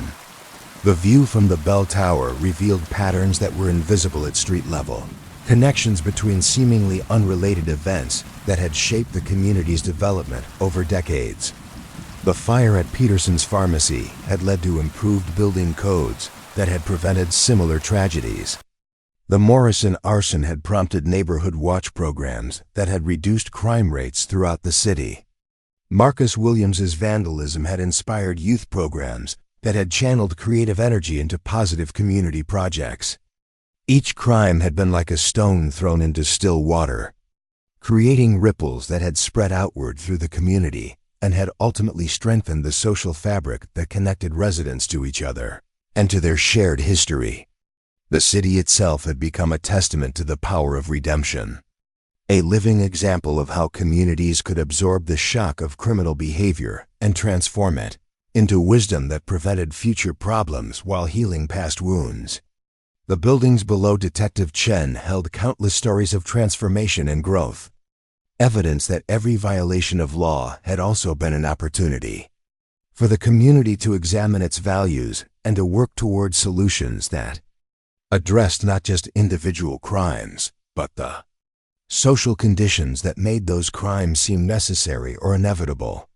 The city had become an archive of memory that preserved not just the facts of what had happened, but the spirit of how the community had chosen to respond.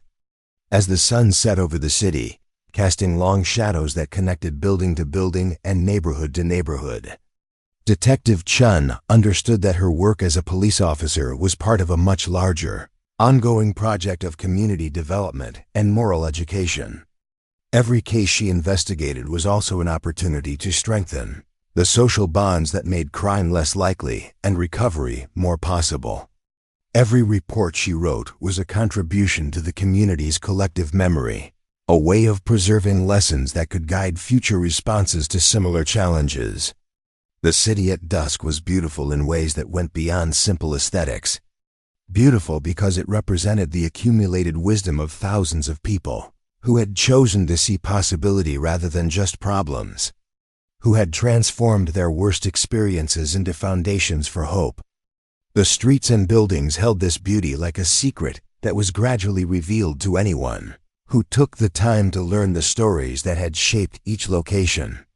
In the growing darkness, lights began to appear in windows throughout the city, each one representing a family or individual who was part of the larger story of community resilience and growth. The lights connected present to past, showing how the lessons learned from earlier generations of crimes and responses continued to influence contemporary life in ways both visible and invisible. Detective Chun climbed down from the bell tower and began her walk home through streets that had become familiar to her in new ways, seeing how each corner and building contributed to the vast archive of community memory that surrounded her. The city itself had become the most important case file, a living document that recorded not just the history of crime and punishment, but the ongoing story of a community, learning to balance justice with mercy, individual responsibility with collective care. The archive would continue to grow with each new day, each new challenge, each new opportunity for the community to demonstrate its commitment to the principles that had guided its response to past crises. The city would keep its secrets and its stories, holding them safe for future generations who would need to understand how their predecessors had learned to transform difficulty into wisdom, crisis into opportunity, crime into the foundation for deeper justice and more comprehensive peace.